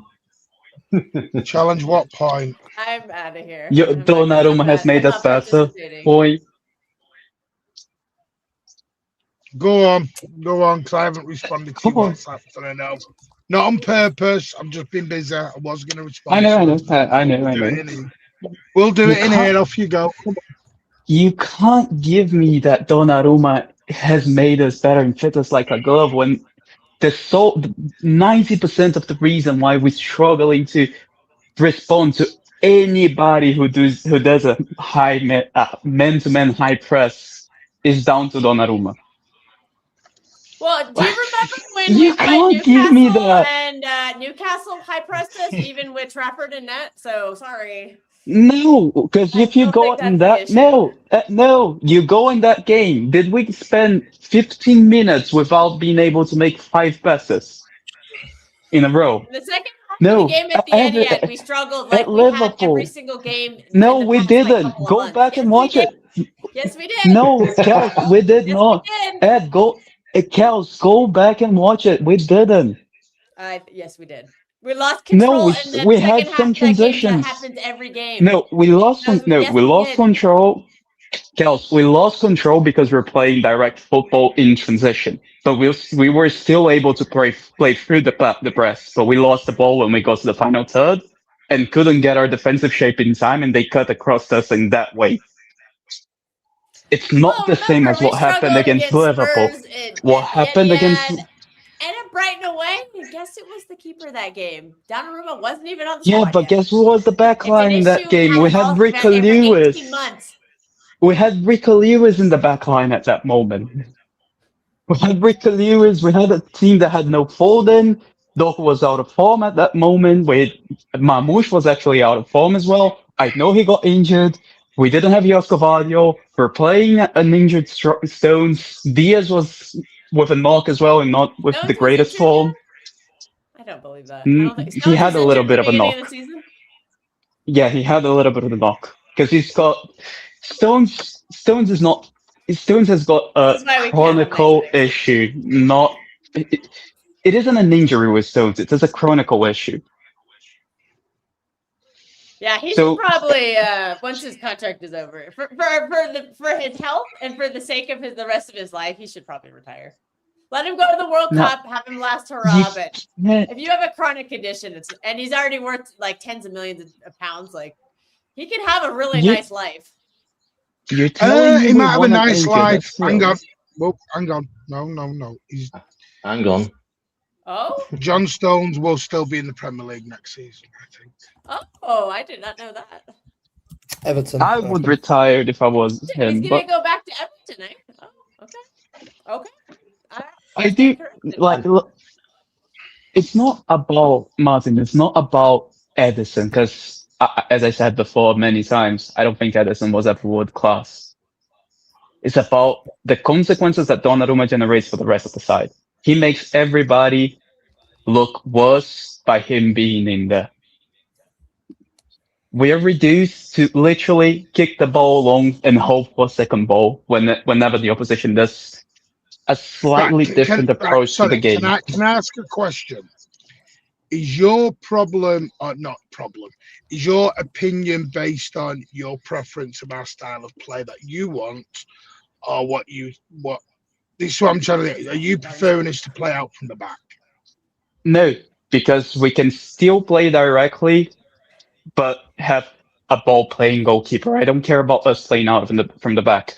I care about us not necessarily having to. If we're gonna play transition, we have to have an answer to a man-to-man high press. At the moment, the only answer that we have is kick the ball long and hope for a lucky bounce. That's all we do. Go to the Liverpool game, go to the Chelsea game, go to the Spurs game, go to Newcastle away at the beginning of the season, Man United this season. You go for every single one of those games. Isn't that an effect of long ball anyway? Because everything's going to be a lucky bounce when you're doing long balls. Yes, and that's the issue. If you just have the long ball, it becomes predictable and you lose pretty much every single one of those. No, you have to have the option to do so. I'm confused. If you have the option, so you don't want us to. Hang on. When I'm confusing, you said you don't want us to play out from the back, but then said if we go long ball, it's about a lucky ball. All long balls are lucky bounces because everyone's going to get a pinpoint to the player. Yep. Let's go. Let's put the tactical hat on, right, Martin? You are the opposition coach. You know that the team that you're going to face, if you go man to man, they have the option to pass the ball through your team. They can do that. They have the ability to do that.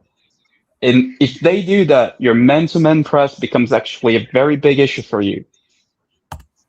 Yeah. Are you going to be confident in deploying a man-to-man thing? Depends who it is. You know that they're able to play the ball through you. No, it depends.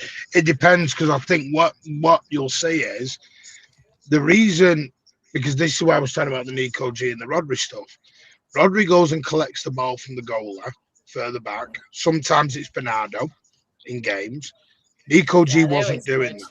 Yeah, Nico G wasn't doing that. It doesn't matter. Well, it does because it doesn't matter who it is.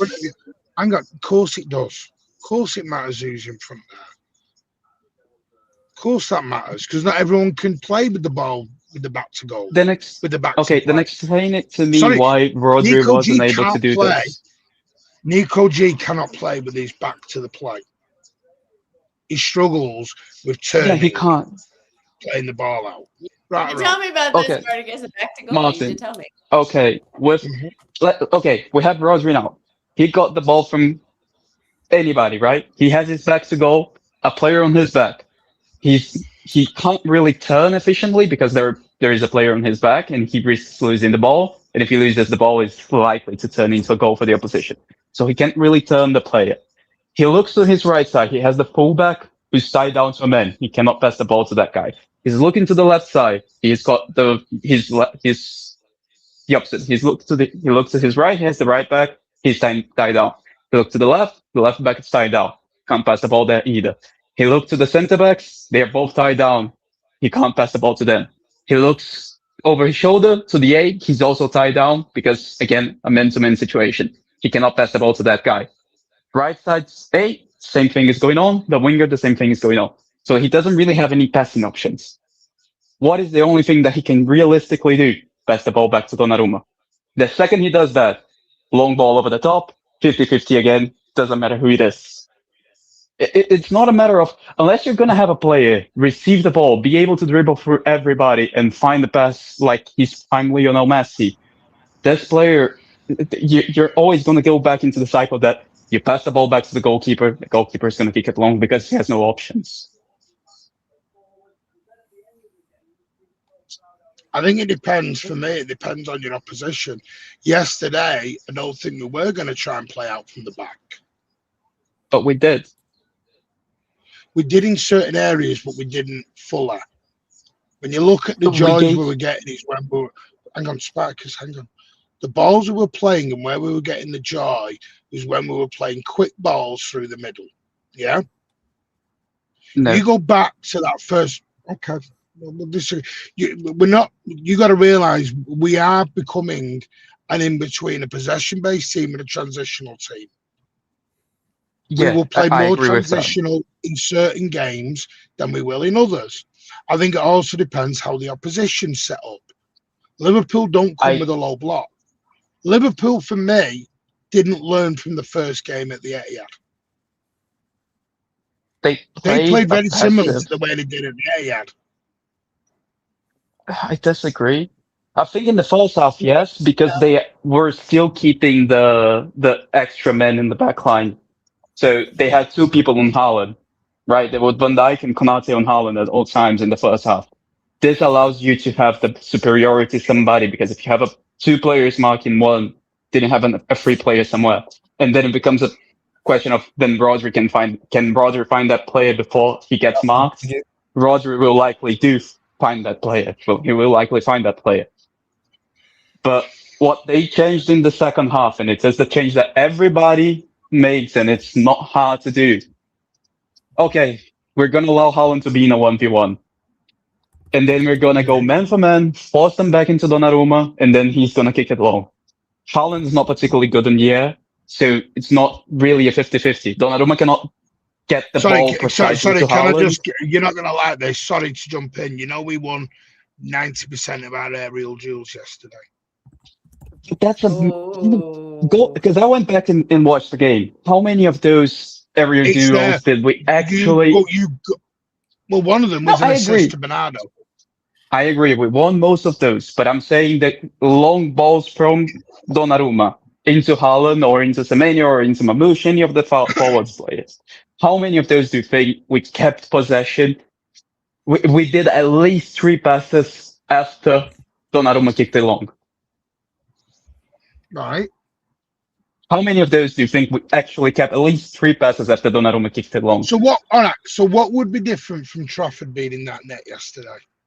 So then you're able to do those small little patterns of third man runs where Trafford gets the ball. He can hold possession a little bit to force the players from Liverpool to come into him, pass the ball. Now Rodri has a free option to pass the ball into a centre back. Then you can progress the ball through there, and you have the threat of breaking down the man-to-man press. This makes them not able to play a man-to-man press anymore because they are scared of that being broken down. And if you break down a man-to-man press, it's very hard for the opposition to recover because they're going to be a man down in every single phase of the game at that point, and then it's okay. Very big Let chance. me ask you a better question. I'm going to put you in Biana's shoes in the summer. Who would you have bought? Who is the ideal goalie for you then? Juan Garcia. And Chevalier.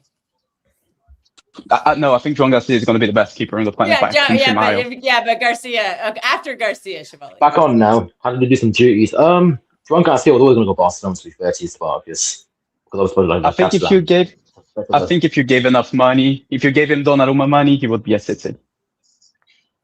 No, he white Barcelona, mate. He white Barcelona. If you give Martin, if you give the money that you gave Donnarumma, he's coming to City. Martin, come on. You make him the highest paid goalkeeper on the planet like you did with Donnarumma. He hasn't done anything in the game to deserve that money. City's not going to get 300 Ed's here now. Wow. Yeah, he will have that. He will have. By the time that Donnarumma becomes champion at City, he's going to be better than Donnarumma. I think Trafford in 2 seasons' time is also going to be clear of Donnarumma. It's not going to be better. He's going to be clear. Donnarumma debate. Ed is gonna. Ed and Spartacus going right now. I sent you a DM. I'm still waiting for you to answer. By the way, one at a time. Do it in an adult fashion. Let's be respectful to Luke and his chat and everyone. Yeah. Come on. Calma. I'm just gonna say this. I think that again. I think once we see the midfield rebuild, I think we'll see better profiles in there to win those lucky balls or to win those second balls and to compete for more of those balls that we are lumping up there. I think to judge Donnarumma and what we're doing in the tactics right now is premature until we see the midfield rebuild when maybe we have more dual winners in there to where we do fight for more balls. I'm saying now, maybe not look as good. See, but this is where you contradict yourself. Because you criticize me for saying that Trafford is going to be better than Donnarumma in 2 seasons' time.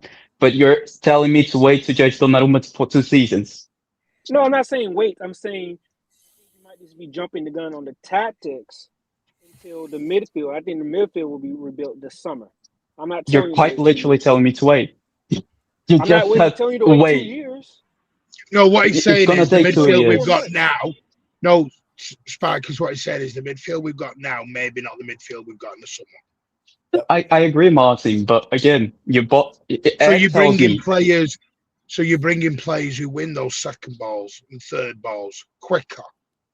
Okay, then I'll ask you this: why did we buy Turkey? Why did we buy Reinders? Why did we buy Noah? Because again, those players are not going to be doing that. Different keys for different locks. Also, Spartacus, you have discussed this. We bought all those players before Donnarumma became available. Yeah. And but no, because Donnarumma was on the list way before all that. Donnarumma's on the list and being available are different. No, they weren't always going. The plan was to always go for Donnarumma. They just went a year earlier because the opportunity arose. They were going to go for him when he was out of contract. When we signed Johnny Rangers for the Club World Cup, did we have any inkling that Donnarumma was going to be available at the end of the summer? I don't think we did. No, there was an interest, but there was an interest. Saying, like, actually getting ready to sign him. No, but wait, hang on, but Kelsa. No, but then you miss profiling players then because you don't put them on your list if you don't have a plan for them. Okay, so because that plan could always come true. From what I've heard and from what I've seen from the list, what I heard from the list, and judging only by that, the planning was atrocious. That if the goal was to get Donnarumma, then the players that we had on the list makes no sense. We shouldn't even have looked for a single second at Florian Wirtz if the goal is to get Donnarumma. We shouldn't have looked for a single second at Reinders if the goal is to get Donnarumma. Did they bid for Wirtz? He shouldn't be on the list. This is my point. It's not even about bidding or anything. He shouldn't be on the list. If your goal is to get Donnarumma, you build a team for Donnarumma. You don't get Jenny Reinders. You don't get Ryan Cherky. You don't get you get Kirkis. You get Anderson. You don't go for these players. then you get him. You don't get Ainohi. Kirkes is virtually the same as Ain't Nore. He's a left wing back. His would we have signed his physical instead then? Who would we profile have is a lot signed better than for- Ainohi. You don't buy technical players. You buy dual winning ground eating players. But You go to AC Milan, and instead of getting Sandy Reinders, you get Fofana. No, but hang on. Spartacus, they Fofana did. is good. I do But like why were they Fofana. looking at Morgan Gibbs White? Oh, Yeah, they were looking at him, yes. KDB replacement. Yeah. No. See, that was on. People got to stop believing I know, what it was Ornstein Ornstein says. talking out And of his Bill down the Gibbs road was says not a KDB replacement. He wasn't that man. Yeah, he was Ornstein, never a KDB Ornstein guy. lied. Like Phil. No, he hasn't lied. He guessed. A lot of these people are guessing at what They don't say. get the whole information, Kels. They don't get the whole information. And it's like everyone's knocking Foden because they all said he was the KDB guy, including me. I was wrong. That wasn't the plan for him. Fine, we move on with it. Another player who's The same probably way going to get Let's do the sacrificed. Bernardo replacement. Another player who's probably going to get sacrificed is Foden because he doesn't fit the Donnarumma style. Right, but then fine. But Spartacus, for me, it is what it is. And what's best for the team. And right now, Donnarumma's best for the team. I disagree. That's Because fine. again, You are allowed you're to saying that disagree. everybody's saying that he's world class, but the guy cannot sweep. Hence, he doesn't even try to do that. But a keeper. The guy didn't want cannot to Sweeping pass. with the hard ability, Sparkus. We We spoke weren't about the whole biased with Sparkus. keeper. Sweeping the hard ability to have. It's instinctual. Sorry, what? Our conversation we had, John, on the sweeper part of it, that's incredibly hard to do. It To is. sweep from But that. It if is. we're taking world class keepers, then we have to look at all of the abilities. The guy. But Oblak and Courtois can't do that as well. It's just Yeah, but instinctual. Manuel Neuer and They Ederson can't do are the that. only I players who do agree. that. I agree. They can't do that, but they are both better shot stoppers, better at dealing with crosses, Wait, I better just at saw dealing with free let kicks, in a goal and near post from Anthony.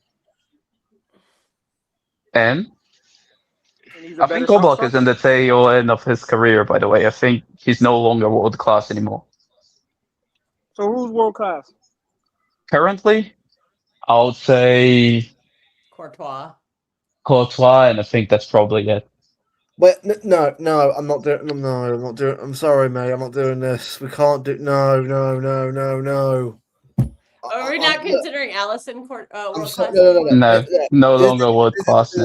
This isn't me having a go at that. It's your opinion, fair enough. But you don't win goalkeeper of the year. You don't get PSG to their first Champions League trophy by keeping the ball at play. He kept PSG in that Villa game, in that Arsenal game, in that final. I don't understand what else he had. Like, he's not Edison. Look, was Dibu Martinez world class at any point? No, and he won goalkeeper of the year for back-to-back years and kept Argentina in a World Cup. Well, It's Victor Gyökeres, the best striker in the world because he won the award.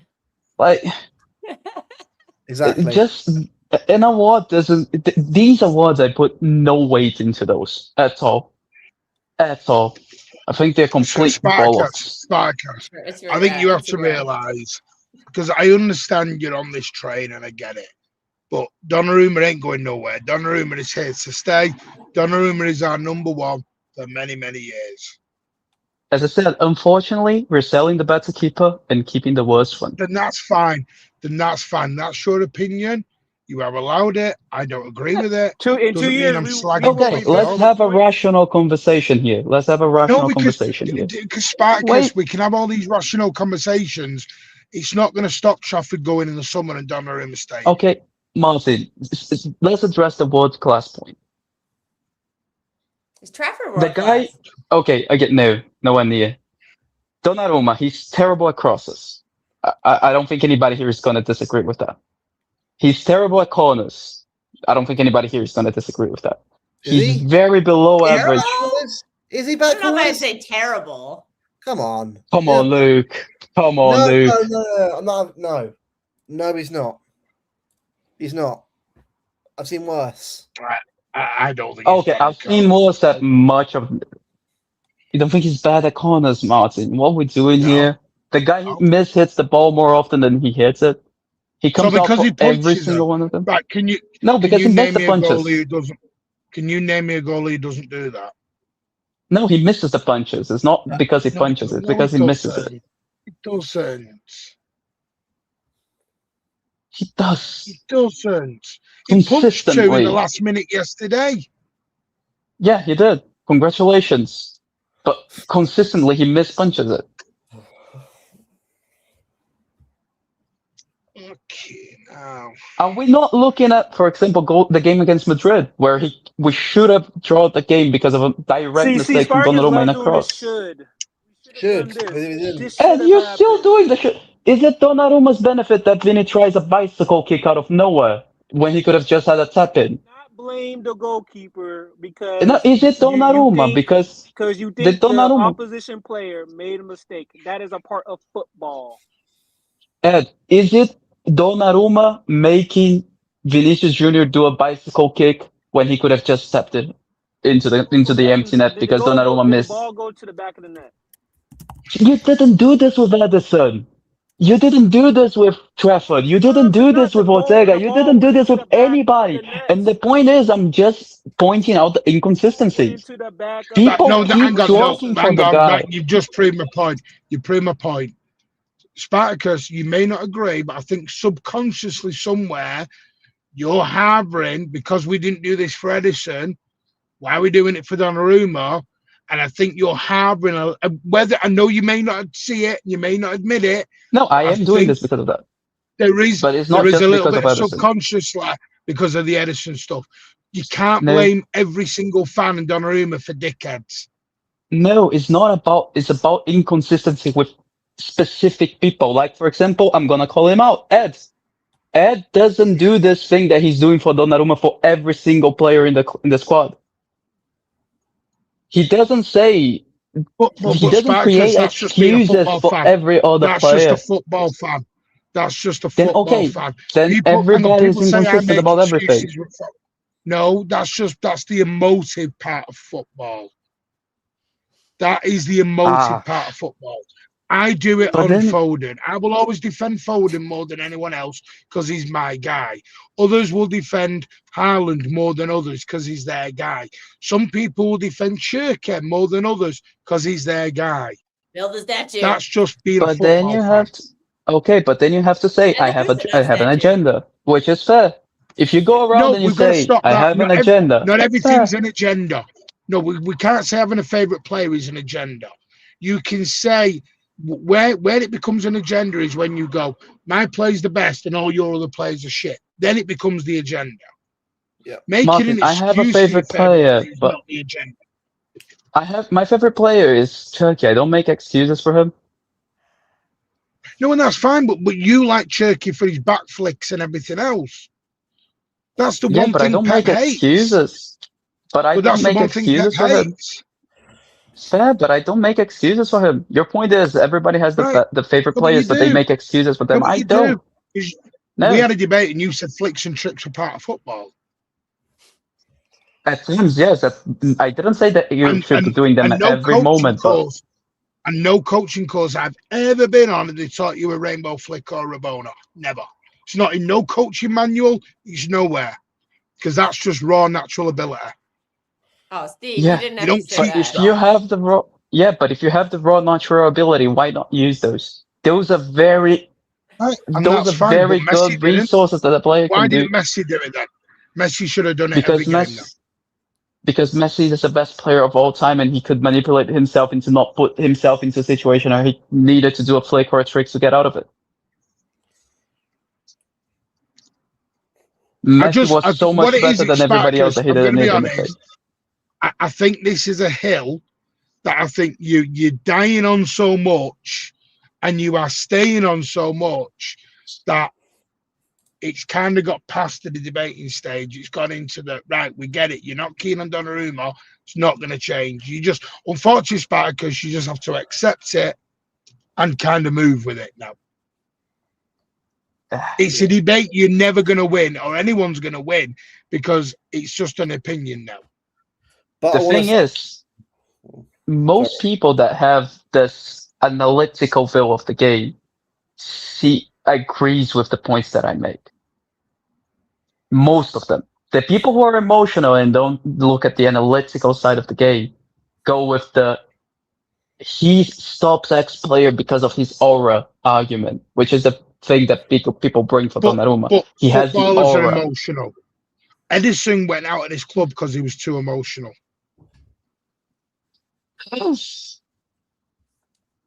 So, yes, he was. He was kicking water bottles on the side at Tottenham because he got all emotional. It got in his head, and he started kicking water bottles. He fell out with the coaching staff at City, being too emotional because he couldn't take constructive criticism. That's emotional. I'm not going to say this, but you also know that he left because. Yeah, but he also left because his family was being threatened to go. Yeah, no, I understand that. But where his downfall came is when he loops the ball 50 yards down the field in training and tells the goalkeeping coach to go and fag it. That's not being very professional. I'm going to say it. That's emotional. Donnarumma did something. He said something similar to the goalkeeping coach yesterday, by the way. Because of the constructive criticism of the wall. There was an incident. Yes, there was an incident. I'm not denying that. I tried to stay away from that, which is why I was talking I don't know why we bring this up. Me and Dash have already talked about that. That's something they dealt with in-house. Again, football it's an emotive sport. It's emotional sport. If we take the emotion out of football, we think that fans are just emotional. Players are emotional. Yeah, but then don't look at the people who are being rational and say that they are irrational. But no, we look at you because even when he has a good game, makes a brilliant save, keeps us in the title race, all you're doing is pointing out. You're not able to accept any mistake from Donnarumma. You're not allowed. He's exempt. When you're overcritical or overdoing it. Should we move on, Luke? Do you want to move on to a different subject? How about some Rodri glazing? It's never. I feel like I'm modding. You know what I mean? Am I meant to mod on the panel? I thought I modded in the chat. Might as well, but yeah, you do that. Might as well, man. But it's game opinions. And that's why we do these shows. That's why we do these shows, yeah. Oh. We're not all going to agree. Listen, Kelsa, people don't agree with. People don't agree with me. They don't agree with Luke. They don't agree with you. They don't agree with Ed. They don't agree with people. This is what football's about. But what you do is you do it in an adult way. Because the minute you go to name calling and you go to all that other crap, I don't mean anyone in here. It goes you've lost the debate. You've lost the debate. Because then you've turned it into playground stuff. Yeah. Unfortunately, nobody agrees with my opinion. There are 60,000. Well, there isn't at the minute. Jesus, I wish 60,000 City fans meant to be in the Etihad. Yeah. By the way, please come on Wednesday night. Plenty of tickets available. Let's roar on the boys. And Salford, there's about 25,000 seats available. Please, 25,000. You want to get in? It's a tenner. Come on, come down and see the boys play United B team. Cheap day out for the family. Get the kiddos. The kids are probably the adults. Sorry, that was my prop. Get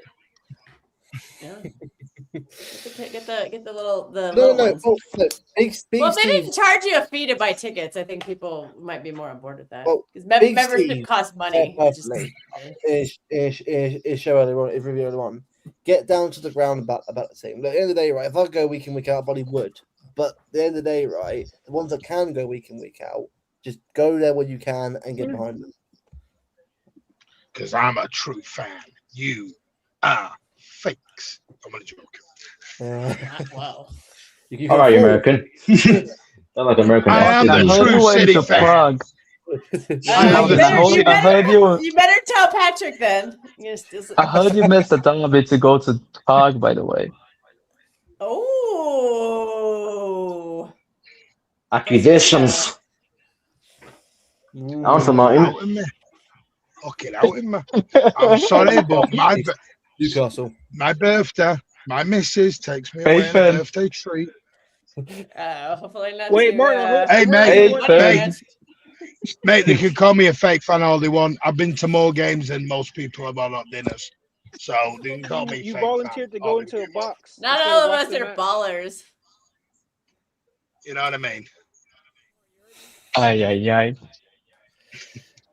That'd be Positive chat. Do you know what? Enough of this arguing over stuff that doesn't matter anyway. We won at Anfield. Exactly. We won the bloody Yep. game at Anfield. We fucking won at Anfield. Also, does anybody believe these rumors The of double us being thing linked to Sandro 1937.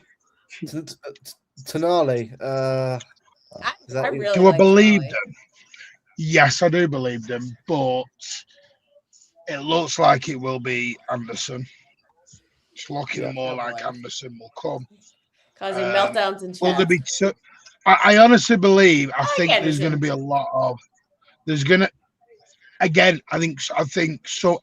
Tonali or someone else will depend on somebody else's contract, in my opinion. Yeah, they want like 100 million for Tonali. That's the number. Martin, you're gonna have to be a bit more. Depending on Rodri.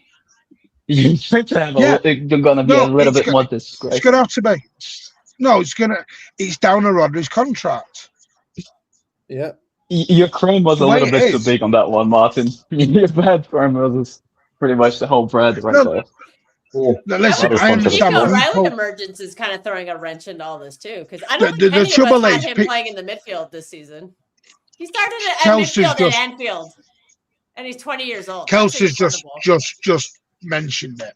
The trouble is, Elliot Anderson now, that will get dogged by some because Tonali's name's mentioned. Tonali is the lovely foreign Italian superstar. Great. At Newcastle, he's the name we're coming. Elliot Anderson's like the English boring name, blah blah blah. Yeah, smashing final bats. You know what I mean? Yeah, it's very similar to the Gibbs White and whatever situation. It's like, this is where you got to be careful. Yeah, it's like vanilla ice cream or Ben & Jerry's. What do you want?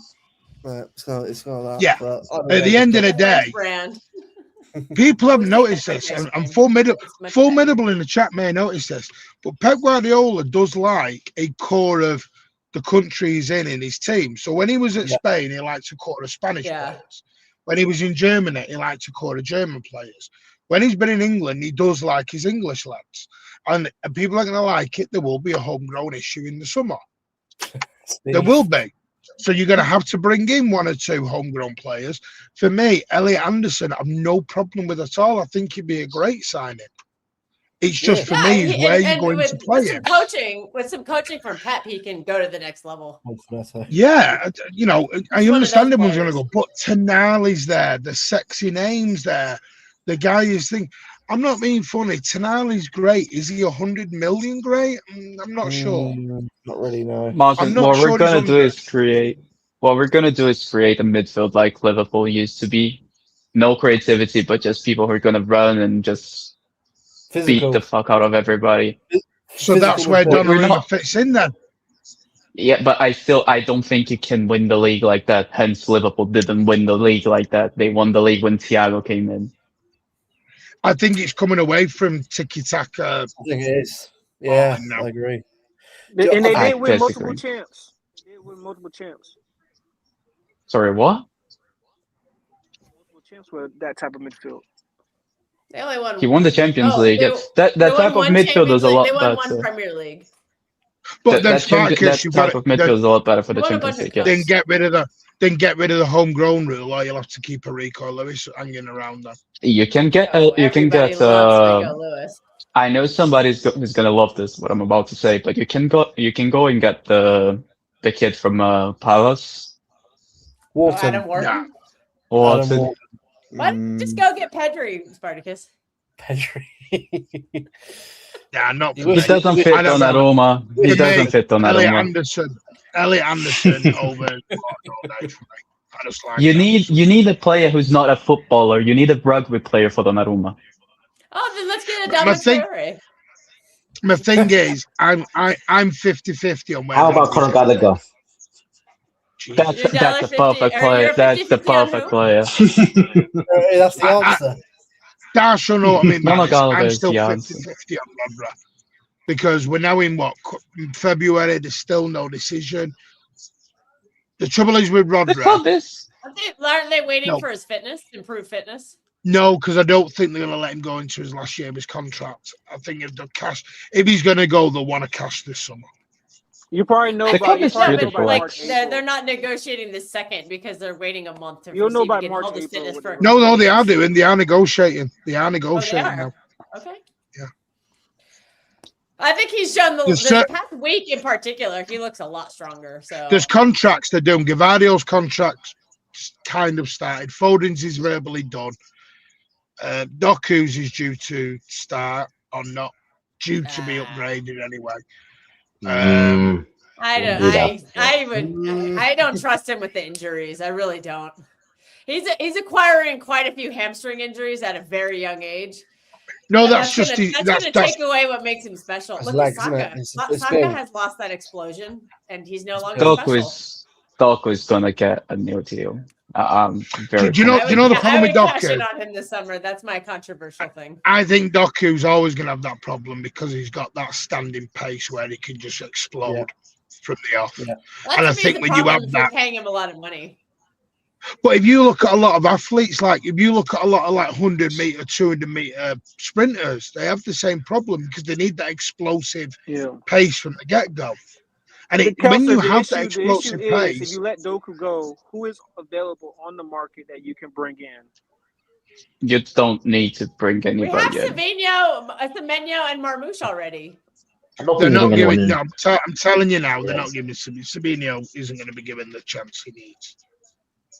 Oh, I thought Pep loved him. I know, but I'll be straight with you. I said this in the summer. I'm not 100% Marmoush should be here in the summer.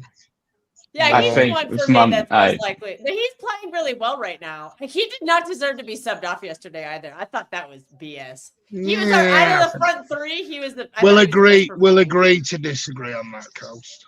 I don't think Semenyo had a good game at all. I think Marmoush wouldn't be trying Semenyo, to be fair to you. I think Semenyo had a bad game because of Pep. And just left Marmoush there, and then brought Turkey in. The trouble with Semenyo is not because of Pep. He's not a 10. I have to give Semenyo grace because he's new and it's like his 6th or 7th game for the club. So, but like, if you tell him off in the 60th minute, is that some great insult to him? I don't think it is. Nobody. Semenyo is never going to be able to do that 10, bro. He's not a 10. He's not that. Like, if you're asking him to do that, then that's a mistake. What is and he? I think that he struggles at the touchline. He's an winger. He's a winger. Yeah, he's a winger. Do you know my issue with Marmoush? According to you, it's where is Marmoush's main place in the team? I like him on the left and running behind Haaland and feeding off of Haaland. Like I think he was doing that left second striker and all last season too. And that's fine. Is that spot behind Haaland is only like there's certain players that can only thrive there. Like I think Foden has had his best games when he plays behind Haaland, and I think Tijani Reinders has his best game when he's behind Haaland. Reinders, but this is what I'm saying. But this tells you're making a point. You just named 3 or 4 players that can all play that role. They're not all just going to bench it. I know that is a problem. So I don't know. That's what I'm wondering: who's going to stay and who's going to go. And it's probably and like I do agree with you. I do think Marmoush is going to go. I think he's too good to be on our bench. I don't think we sell 2 wingers in the summer, Martin. That's all I'm going to say. No. But I say I don't class. Listen, I like Marmoush. I think Marmoush is a great player. My thing with Marmoush is, and I think this will always be a problem with your Haaland backup, as people want to call it, is he's always people are going to like this and they'll keep repeating it. They are the backup. I'll keep repeating my point too. Find an older player. Find a 31-year-old. Either go and do a Griezmann on the bench. Who's a mercenary looking for trophies. That's fine. Yeah. Get somebody go and do a Griezmann. Go and do a Dzeko. Go and do I'll go and do a kid. Go and give it to Macassar and say, obviously you've got to see what he's like at Leicester now. And I hope he balls out. You've got Mwamba, who's is it Stoke Dash? Mwamba's out. He just had a really bad accident. He's at Stoke, but he's had a nasty injury. Yeah. So maybe give it, here's another one. Naipan. We've not even talked. Naipan's suddenly in the squad now. Yeah. I think he's going to make it. Naipan's role. I think Naipan's going to make it, by the way. I think it's going to be. Yeah, I think Naipan will be. Yeah, and I think. I didn't talk about Sparkus. Homegrown, Do you know 3 where I years. think? Yeah. Yeah. Do you know where The I think homegrown thing Naipan will is the big take? one.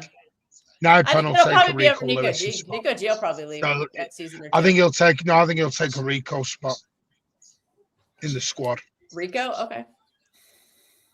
Yeah, but if we buy Anderson and Nico O'Reilly's moving in the midfield, that's when I start to wonder about Nico G's roles in the squad.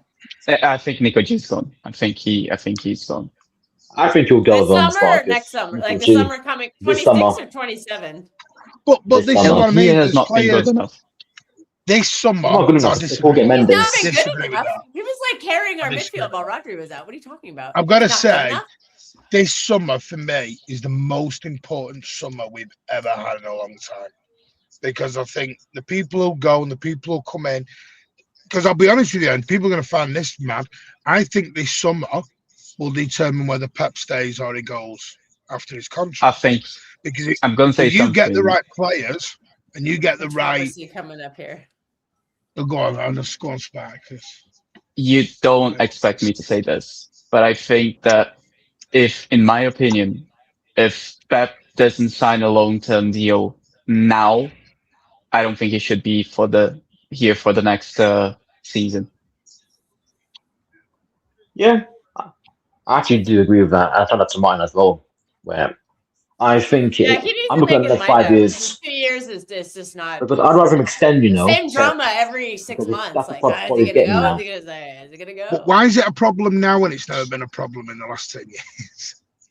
Because right we don't now know. we have to rebuild the whole side to fit a couple of players, and if Pep Haaland is and not going to be Donnarumma? here for the long term, then you need to spend that money with the next manager who will be here for the long term. Because you cannot spend right now. So who's buying the £500 million players now? Then, Sparkers? What do you mean? Oh, boy. Who? You just said you can't buy players without the manager being long term. So right now he's got in 18 months up to now. Who is buying the players then? Because Pep shouldn't be buying them if he's only here for 18 months. It is Pep, and I think that's a mistake if we my second booking. But you told me that you want Viana to go with Pep. Kind of If Pep goes, I think Viana should be going as well. I do agree with that. Because he made a terrible mistake. He made a terrible mistake? What was the terrible mistake he made? I think if you're going to... Are you a rag? No, I think if you're going to spend as much money with Pep and not guarantee that he's going to stay for 2 seasons when you need a rebuild, then I think that's a terrible. I think that's a terrible planning from the sporting director. And your role is basically to plan the squad. If you're making a terrible plan, then then maybe the sword must fall on you as well. What terrible signings has Viana made? What terrible planning and signings has Viana made so far? No, Caldoun is. I'm gonna say. What about Caldoun? Should Caldoun go because he signed off on all these players too? I do think that Caldoun has made it. I think Caldoun has not been great in this transition from Tiki to Viana. I do think that is true as well. What's so bad about it? Like I said, who has Viana signed that's just been awful? Okay, terrible signing. Buy Vitor Reis, then Husanov at the same time is a mistake. Only one of those two he should have bought. Getting those two at the same time was just not good. I think if you get those two, then you cannot get Gehi because then you wasted 40 million and you're not getting that money back. That's bad planning. I think if you're gonna get Donnarumma, you don't get Cherky, you don't get Reinders, you don't get Ainohi. That's about 100 million-ish spent that we're not gonna get really back. Maybe for Cherky, yes. I think Cherky alone. Yeah, I think Cherky you can get. No, I don't think we sell Cherky for 100 million. I think there was a lot of mistakes from. I think there was a lot of mistakes from Viana if Pep doesn't stay. If Pep stays, fair. Then spending all of that money to make Pep stay is enough. It's good enough. If Pep goes. So did we just buy all the best players available without buying Are we buying names versus profile? Is that? Yes, yes, Okay, that's yes. okay. We're doing that. We're looking at the names and we're buying the names instead of buying the profiles. Who's the Viana name? doesn't do this. I don't like this the way that Viana approaches the market because of that. He doesn't look at the profiles, look at the names.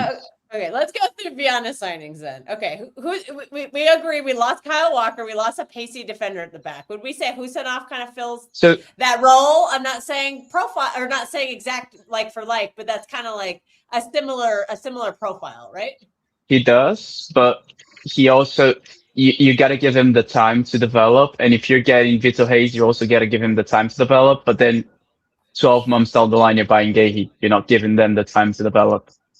Did you say Husanov is not developing at City right now? Like he just played 9 straight games. I think it's clear he's getting better. He still has hiccups here and there.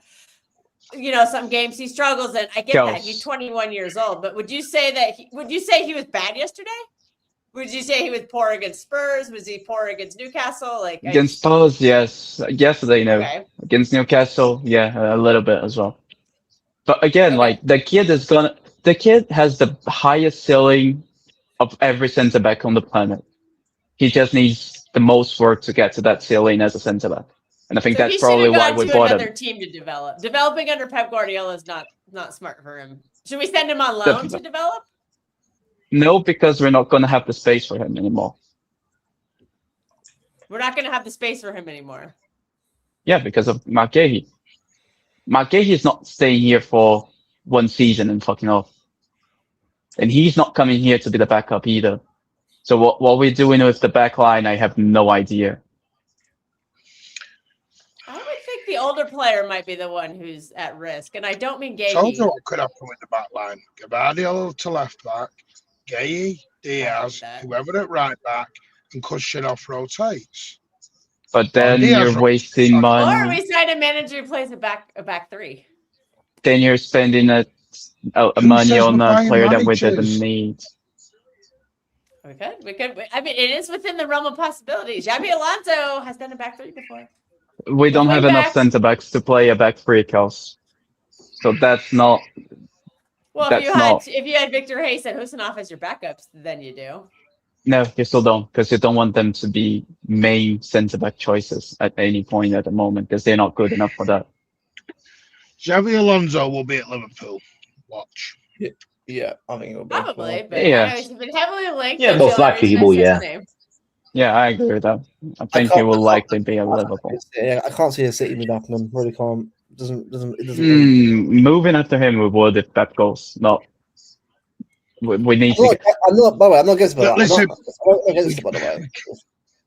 Okay, Pep's so not going to go for until 2027. No, hang on. We can't play. We can't play, and the Pep's going to go in 18 months. He said on 3 occasions now, I got a contract till 2027.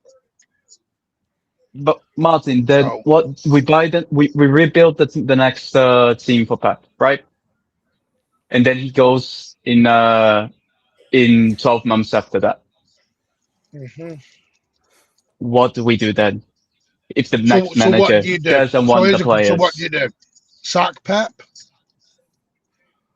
I think if he doesn't renew the board ain't for a longer term... The board are not sacking him, mate. I know that, but I can also think that that's a mistake. Right, but they're not going to sack him. I agree. This is what I'm saying. You can't say something is a mistake until you see the results. Yeah, from a long term. I'm not being funny. Why are we talking about Pep like this? This is a bit that irks me a lot. Martin, I'm looking at that long term view of squad planning and planning in general. But why? If you with due respect, you're not a coach at City. You're not on the board at City. Why are we all trying to micromanage the football club? Martin, this is what I do. I can't do that. I can't just not think about planning and structures. I can't do that. Right. Okay. Sparkus, I understand your job. I understand what you do. But as fans, we can't micromanage Manchester City Football Club. We didn't micromanage Pellegrini. We didn't micromanage Hughes. We didn't micromanage Mancini. It is what we said was the way we treated Mancini and the way we treated Pellegrini was disgusting. But now the greatest manager we've ever had, we all want to go back and treat him that way. I'm not saying that for me, we can do meetings with Alonso and with whoever they want to do. That's fine. They had a meeting with Amorim last season or the season before. They had a meeting with Amorim. Yeah. Didn't mean they wanted Pep to go. As a football club and as a business, they have to get their ducks in order. They have to be prepared, because when the announcement of Pep going happens, whether it's now, next season, or in 5 years, the club won't hang around. The club will have their guy laid in next. So what you'll probably find is the Pep announcement will probably come either simultaneously or it'll come very shortly after that the new manager's announced. Yeah? It'll be that quick. I'm not saying, by the way, I'm not saying Pep out. I don't want Pep to go. I think right now we are at a point in the club we've changed the whole squad. And we have limited resources. We've done it before. Yeah, but we knew that Pep was coming. We knew the whole plan. We didn't buy for the beginning. We've changed the whole squad with Pep here before. Yeah, but we knew that Pep was staying on the long term, Martin, and this is the thing that I'm saying. No, we don't know, because you're guessing what Ornstein says. What am I guessing? What? Because I don't know what Ornstein said. There's a chance he may be leaving at the end of the season. All we can go off is, because Pep, and Dash knows this, he's getting quite pissed off with being asked a question. If he gets asked it a full time, he's probably going to rip someone's head off. And hopefully, if he gets the full, if he does it, then hopefully he gets a new deal. Because that's what I want. I want Pep to stay for 10 more years if he wants to. But the thing is, what I'm saying is, if he doesn't get a new deal, I'm not saying that he's going to leave in the summer. I don't know what Ornstein said, because I don't consume English media pretty much at all. All I'm saying is, from a squad planning point of view, you need to have the ability to foresee what's going to happen in the next 2 years when you're going to be doing a review. Why have Liverpool bought a £70 million defender if Slot's going? Because they're probably already in talks with the next manager. Right. What I'm trying to say is you can still buy players. We've got this belief of you can't buy a player if the manager's in the last year of a contract. No, what I'm saying that it's not efficient. You can't buy a player. It's not efficient. Every player does that. Especially because you can't just go on hold. But you can't just put it all on hold for a year. Yeah, but you can get cheaper players who are going to be easier to move. What you don't go all out. Cherky was 30 million quid. That's pretty cheap, right? Donnarumma was 26 million. Pretty cheap. Yeah, but that's not. You know that's not what I mean, Martin. Pretty cheap. You know that's not what I mean. Cheap is easy to move. You're never going to move Donnarumma. Donnarumma is, if he performs or he doesn't perform, he's not leaving City because nobody's paying his wages. You can't do that. Of course he would. How much wages think he's on? He's the highest paid goalkeeper on the planet, Martin. Nobody's getting close to those. Yes, he is. No, he's not. Yes, he is. He's on 250 grand. Yeah, no keeper is on higher than that. He's on 280. Alisson's on more than that. No, he's on 210. What's Courtois on? I think he's on like two little, a little bit more than two. Too little. So you're telling me you're telling me no team in the world will touch Donnarumma? No team in the world will touch Donnarumma at those wages. No team is going to make him the highest paid goalkeeper on the planet. So are we chumps for making him the highest goalkeeper on the planet? That's the price we had to pay to get him here. So if they wanted him, then they wanted him. Look, can you check? Confirmed. Can somebody check who the highest paid goalie in the world is? Because I'm not believing that. I don't believe a $250,000 highest paid goalie.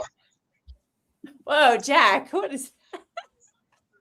I read that. If I'm wrong, I'm wrong. I just find that astonishing. Keepers don't make much money, Martin. Well, considering we offered Edison a bigger contract than that. Yeah, he was going to be one of. Gotta be someone in Saudi. Come on, let me go on. It's not a Saudi. No, it's Manuel Neuer. Neuer, Oblak, and then Donnarumma. Oh yeah, I forgot Neuer. Neuer, Oblak. Yeah, Neuer's on like 300, 325 or something. Yeah, like he's that. on and 300. Courtois Yeah, on he's on 240. So And Neuer's on Donnarumma's on 250. 9k. Oblak on 334k. When it's Donnarumma and then Courtois. Yeah, I forgot about Oblak and Neuer, but nobody's gonna be giving him the wages that we're giving him. There you go. Just so people can sort of see out there. There you go. Is it Capology? Because they're not the greatest. Yeah, but that's probably correct. I forgot. I forgot about Neuer and I forgot about Oblak. So that's probably correct. Nobody's gonna pay those wages to Donnarumma. Like, I'm sorry, So Neuer is the best goalkeeper of all time. No, but you'll still sell him. I don't think you sell him. I don't think you can. That's like saying we can't sell Jack Grealish because he's on 300k. Can't sell Mamouche. No, because Jack Grealish generates a ridiculous amount of money to the club that he's going to go to. And Donnarumma doesn't generate that much. No, not nearly as much. Ain't nobody Do you really believe that Donnarumma generates as much commercial revenue as Jack Grealish does? He's one of the highest shirt sales. Yeah, shirt sales doesn't generate much money to the club, Martin. You know that. Italian, mate. You know that that doesn't generate much revenue to the club. That's a good bargaining chip for you to renew the sponsorship, yes. But after the sponsorship is renewed, you don't make much money from shirt sales. And we have a 10-year deal with Adidas, I think. 10 or 7 years, so we're not going to renew just to answer Sub's question, how does Jack Grealish generate money? It comes with multiple sponsorship deals. There was one with Hugo Boss, one with a headband company, shirt sales, Gucci. There was a number of things that comes with Jack Grealish. Yeah, Jack Grealish generates a ridiculous amount of money. Gucci. It's all about that headband. Yeah, and again, the Italian market I think people got real. The amount of women who literally were wooing Grealish when he came in the door. Oh yeah, yeah. That's all about. And also the amount of men as well, man. Like people loved Jack Grealish. Jack Grealish is still loved by a lot of people. Wait, who do the men prefer, Jack Grealish or Joško Vardiol? Who buy a Grealish shirt, mate? He was before Haaland signed. He was record sales on his opening day. He was. Yeah. I've got a grey shirt, but I didn't believe that.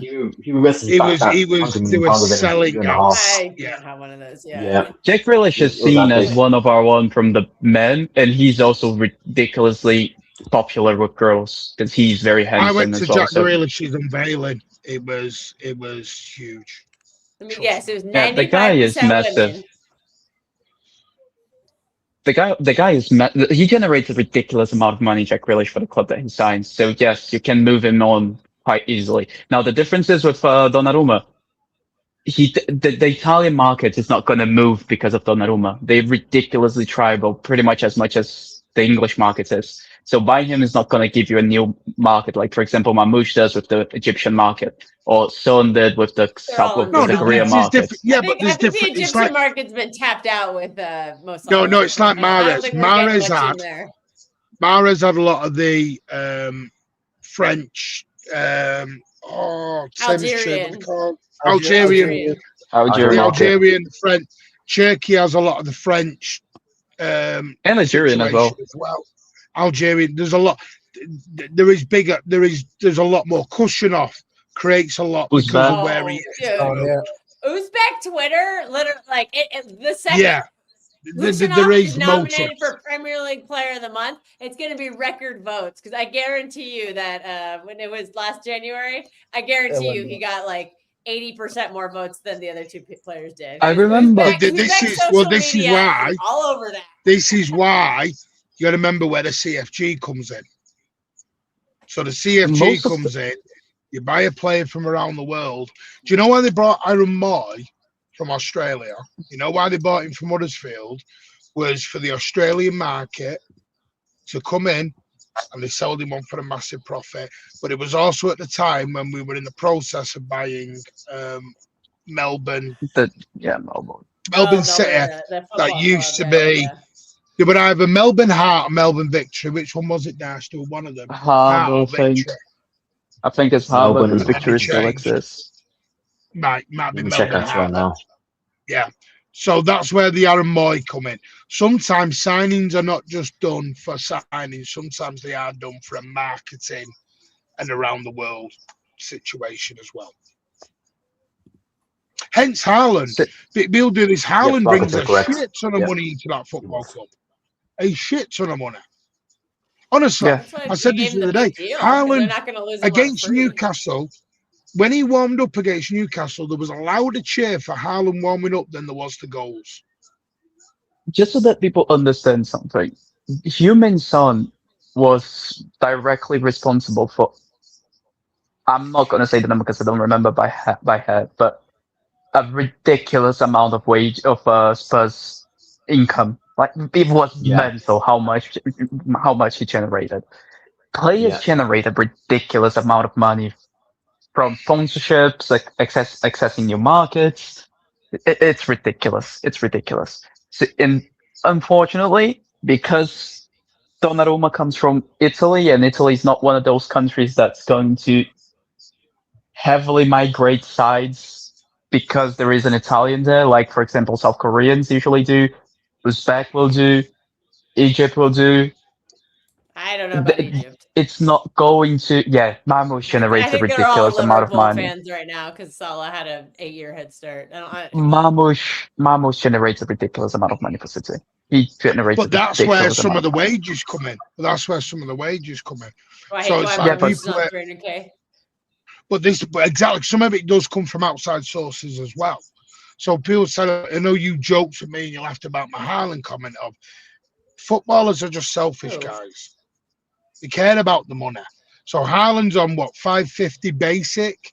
It's about 800 with bonuses, roughly ish, with a bonus. Now his bonuses are appearances, winning trophies, goal scoring bonuses. All of that other stuff comes in. And you got to realize a player, when you start taking money out of a player's back pocket, they're going to get offended by it. I think everyone thinks, oh, they're looking after their mate and their whole team. No, the heck. They cared about them and they cared about what they want. That's just football. It's a job. It is a job. It's a job. And I think we forget that sometimes, that footballers, we fall into this kissing the shirt. They're fans. They love it. If they get paid a shit ton of money elsewhere, they'll jump. Oh, they jump fast.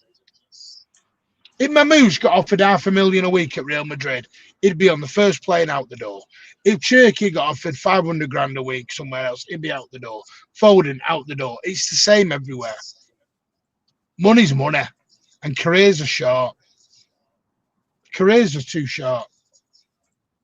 And just to circle back to the argument that we're doing, this is why you can sell a Jack Grealish, but I don't think you can sell a Donnarumma because he doesn't generate the worth in revenue sponsorships that Jack Grealish did. I think top teams would want Donnarumma because he's an elite keeper. Hey! There's just not a lot of elite keepers out there. And some of them are getting older, so I think they're. I don't think there's a lot of elite players anymore out there. I think there's potential elite players. I think there is a slight talent drain in certain areas. I disagree. I think that there are a lot of elite players. No, I know you best disagree. Winger in the league, and he went 365 days without an assist. Best winger. No, it's not just that. You have elite players right now: Mbappe, Kane, Elise, Yamal, Rafinha, Haaland, Foden. Donnarumma. I don't think he's elite, but okay, let's put Donnarumma in. I don't care enough about it. He is. You're gonna call Ryan Turkey elite? Courtois, you have João Garcia, you have Courtois, João Garcia, you have Kubasi, you have Koundé, Rodri, Vitinha, the whole PSG pretty much sides. You have Marquinhos. Except Marquinhos. Pretty much the whole PSG side, yes, except Marquinhos.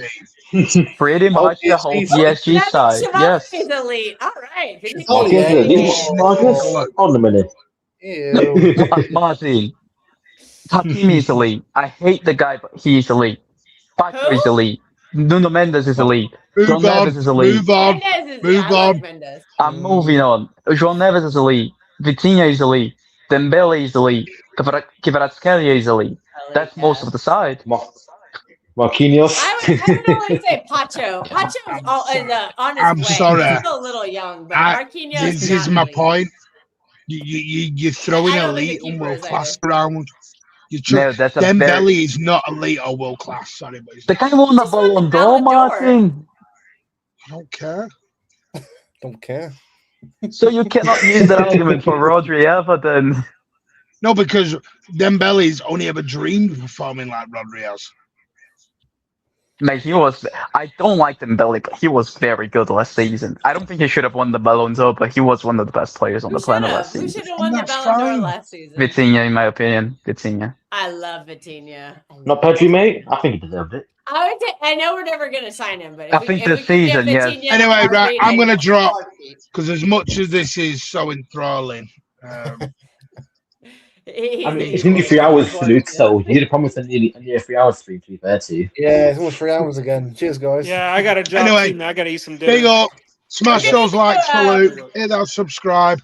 I'll see you all tomorrow or Wednesday. Don't know. Stateside, post-match Fulham.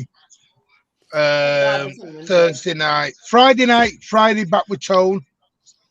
Tomorrow we may do something for Fulham. But anyway, big up, Paul. Yeah, mate. Take care, man. Take care. Oh, big up, tell you what's everybody. tomorrow. Appreciate you, Luke. 2 p.m. Blue pill, red pill. Oh, yeah. boy. Sam Sounds cooking good. live. Sam cooking. Big up, Paul. Take care, mate. See I'm ya. going to drop also. I'm going to do a shameless plug, though. Steve and I are going to do a Liverpool post-game late night chat. Well, it'll be late night for UK. It's only 3:10 for me p.m. So we're going to do that sometime in the next hour or so. Anybody wants to, after you're done with this stream, you can come over to that. I don't. Yeah, of course. So, No worries. Yeah. shameless plug. I have to go, so I got to do something before I jump on that stream. But thanks for having me, Luke. Bit about cows, as always. Bit about cows. I'll see you soon. Yeah. See you Yeah, we'll soon. see you next time. All right, bye. Take care. And then there were 3. That was fun. Yeah, it's fun. Luke, you have to be 2-man down because, well, I got a uni at 10 It's o'clock alright. ish. I'm gonna So- end it a bit better anyway. It's all good. It's all good, mate. Yeah. Before I go here and listen, I'll entice another bit again. Yeah. On Donnarumma, it's actually an interesting thing, which I don't know why he came out with his agent came out with it. Enzo Raiola, because why did he come out and say about Italy and all that? Which is just Yeah. I don't know why. Just what's happening there? Because he won't come out of it without a single reason for it. Agents will never say shit like that unless there's a reason for it. I don't know if it's Donnarumma, if it's for I don't know, maybe it's compensation for you and the viral. I don't know, but that's just something that's so interesting. It's like, why coming out and saying it? Italy, They don't yeah. have the money. They don't have the money to pay his wages. Oh, they don't at all. But it's just like, why did he come up with it then? That's just like, just why? This is the thing, right? With interviews, right? And I'm not sort of defending anything. I'm just sort of saying as it is. A lot of these interviews that these agents give always put our context in different. I'm not saying he didn't say anything, by the way. I'm just saying that it can happen. A lot of these interviews. Yeah. That's It why can happen, but it's just. Yeah. Until I see something they wants to go, then fine, whatever. But like, I'm not like I can give a shit what Rafael Apprentice is saying about Haaland. Like, if Haaland wants to go, cool, whatever. Like, at the end of the day, right, we're still fans of the club. Whoever's here. If Donnarumma goes, make it be before Trevor leaves. That's all I ask. Listen, Marcus. We might just keep the better keeper. That's Marcus. You know I'm a fan of both keepers, right? I like both of them, not just an agenda merchant. I like both keepers, by the way. I do. I'm not just like this isn't some agenda thing, by the way. I'm just saying I like both keepers. And both are very, very good. Yeah. Anyways, I gotta go, man. You two, if you want to carry on, you carry on. Donnarumma. I have a hunch that Luke wants to end it in a little bit. No. Yeah, so All I'm going to say is, well, Spartacus, right? I'm not having a go. I'm just, it's opinion. Everyone's different. And you and me agree on Savio, don't we? Both of us agree on. Yeah. It was Yeah. going to be the same thing. But I don't think any differently because of that. I don't. Because, it's, end of the day, right? Both of us support, all three of us support the club. End of the day. yeah, we do. Like, whoever's Yeah. whoever's up front, will back them while they're here. That's how it works. Until eventually we get the next one comes in. Like Edison, I love Edison, for example, the club. I'm pissed off how he left, not because in the whole situation, not just obviously the abuse, but all other stuff as well behind the scenes. But I'm upset how it ended, but it ended the way it did. So yeah. Before I go, I'll say one thing. My only best goalkeeper in my heart is Joe Hart. Other than Joe that, Hart is clear. Joe Hart is clear of every single one. Yeah. So for me, any goalkeeper after that, listen, it's gonna be very difficult for me to have you in my heart. So I'll just end on that note. You two, if you want to carry with Donnarumma part 400, well, Chris, you know where to go with it, mate. We're all good. It's fine. We're all good. Yeah. Take care, guys. Yeah. I don't think Luke wants to go on. I don't think Luke wants to. Well, no, Julius, I'm not scared of having a conversation. I think I'm more appreciative of what yesterday is more of what yesterday he was brilliant because he made a big save in a big moment, and that's what he does. Donnarumma, but he also caused the first goal to go in, and he also caused us to collapse in the second half. Can't ignore that. No, but right, okay, but did you mean the wall? Yes, the wall was a mistake. That I agree with you on. I will talk to you on DMs later because I don't want to reveal this information in public. Yeah, no, it's all good. It's fine. Yeah, it's fine. But it was a mistake. See, look, they're wrong. Right, I think the goal itself was a great goal, but yeah, I think another man in that wall probably would have blocked it. I think that's probably what I'll say. It's a great goal. I don't think anyone would save that one anyway. But yeah, it is what it is. What I'm gonna the things that I'm gonna protect on Roma and not say this live. Okay, I'm not gonna say this live. Just so I know, is this from not just some source that's a hate on him? By the way, right? There's not some like. I'll tell you on the ends. I'll tell you on the ends. That's fine. Don't worry about it. The thing is, he made a mistake with the wall. He made a mistake with the wall that is undeniable. If you go ahead and watch the goal back, the ball goes lower than the height that any player in the squad could jump, being the third man on the wall, and goes exactly in that space. So he does a mistake for the first goal, and nobody can deny that the fact that we did not have a single sequence of passing that was higher than 5 passes from the start of the second half to the moment that they scored. It's fine. That is not fine. We cannot have that. I'm not asking us to have 15 minutes of the ball uninterrupted. I'm asking a sequence of 5 passes to be strung together. That's fine. And if we're not able to do that, that's a very big problem. Yeah, and that's something he has to work on. Again, the thing is, right? Anyone can learn anything. They can. Like you can't say they can't. They can, and anyone can learn to get better at things. You know what I mean? So, like Trafford, I love Trafford a lot, but even he has issues here and there. But he has issues. But that's not his. I think that's him. Donnarumma's age is very misleading because he's 26, so theoretically he's young for a goalkeeper, but he already has 10 years of experience on football. Oh yeah. What we have from him right now is what we're gonna get from him in the future. He's not gonna, for 2 main reasons right now.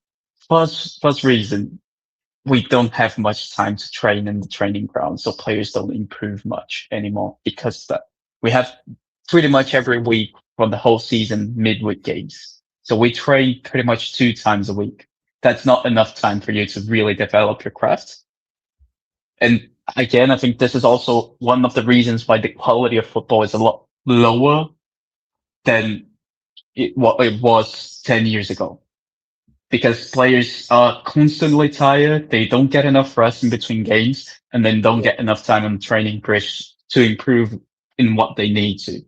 So I think that's a massive issue. The quality of football has massively gone down because of that as well. Yeah. I think that's Donnarumma's fault. I think that's just how it is. I think that's just how it is. Yeah, it's different. Yeah, that's not Donnarumma. That's just FIFA. Yeah. That's a problem from FIFA and UEFA. Yeah. Right. Before we end, let's go sort of big up super chat. Big up Formidable for £2 super chat, mate. Big up for that. Much appreciated as always. And big up Punit as well. Now, right, I shouldn't. What currency is that? Is that rupees? I'm trying to think. Is that rupees? I think that's the Indian one. Because I'm not being horrible. I'm just trying to make sure I get it right. If it is rupees, whatever currency it is, big up Punit. So the solution is to get ball winning midfielder. Well, that is a big. I think Anderson definitely is going to be a player that will help us in that regard. But I still think it's a lot more than just one player coming. I think that this team will obviously change over the years to come. It's going to keep evolving. Like this isn't the same City team of previous years. It's never going to be again. It's a different team. I'm starting to question the ball winning midfield thing if it's actually going to improve very much. Because yesterday we had the ball winning midfield. We had Semenyo, we had Mamouche, we had O'Reilly, Rodri, and Bernardo. They're all very good ball winning players. And all but Bernardo Silva very strong physical players. And we didn't win the second balls. Yeah. No, and no, it's just it's again, I haven't got the answers to it all. Obviously, we can sort of give our opinion and sort of say how we feel at the end of the day. But at the end of the day, it's down to Pep, isn't it? What he wants to go with and what he wants to do. But look, on the game yesterday, right? Donnarumma made a great save. Yeah, I know how we play, whatever, but we won the game. And he made a big save at a big moment in the game to keep us in it. And as long as he does that, that's great. But yeah, everything else regarding it, obviously, I've got to work. Look, I'm not going to sit and glaze it all. I know it's not ideal right now. It's not perfect at all. Definitely isn't. But a win like that yesterday needs to be the character to say, right, you've won the game like that yesterday. Now go and kick on and get better and better. You have to at this point. If you want to win trophies this year, it has to be better than that across the field. It can't just be like we won a big game, great, but why can't you then go on to you know what I mean? Just Luke, are you a Champions League guy or are you a Premier League guy? Oh, that's a good question. I think before I used to be a Prem. I like Prem, but I'm more. I think I'm more into my UCL now. I'd say I'm getting more. I'm getting more into my UCL football recently. Okay, because I'm a league guy all day. I think the best thing you can do is win the league, and I think Donnarumma makes us more likely to win the Champions League than to win the league.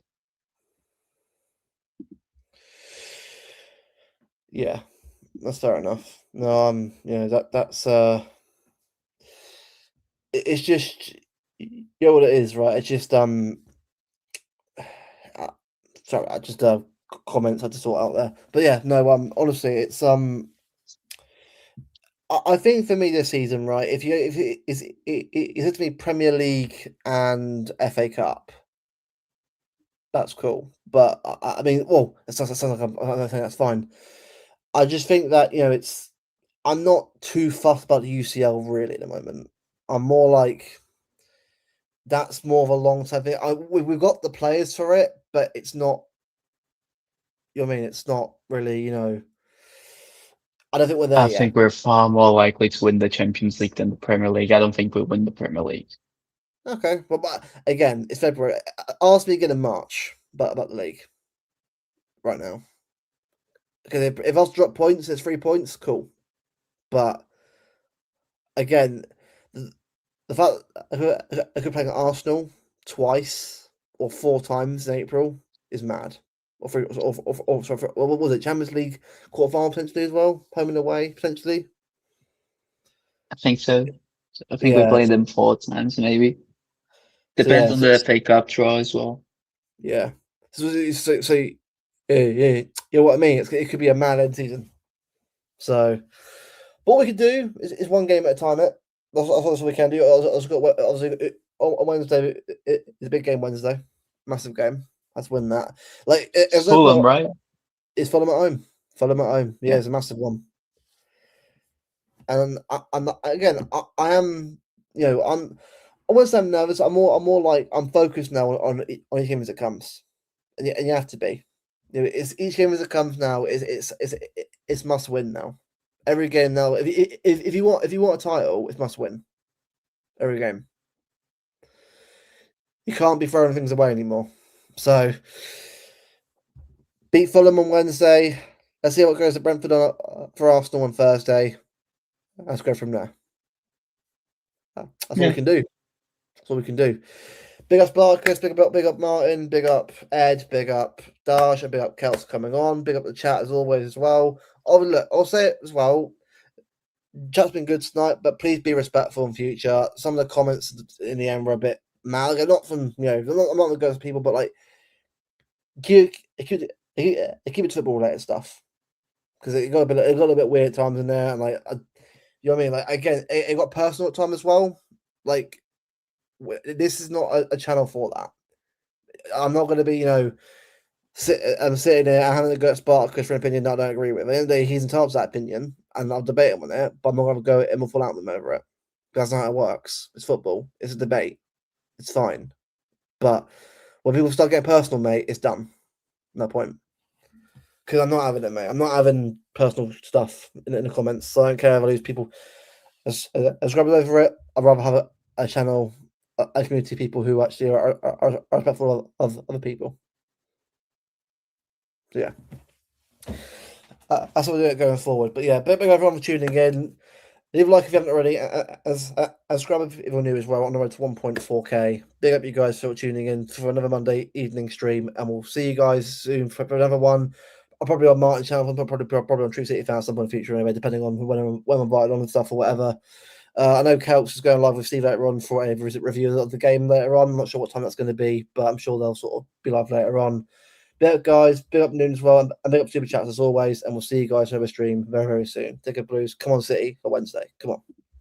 Have a good one, lads.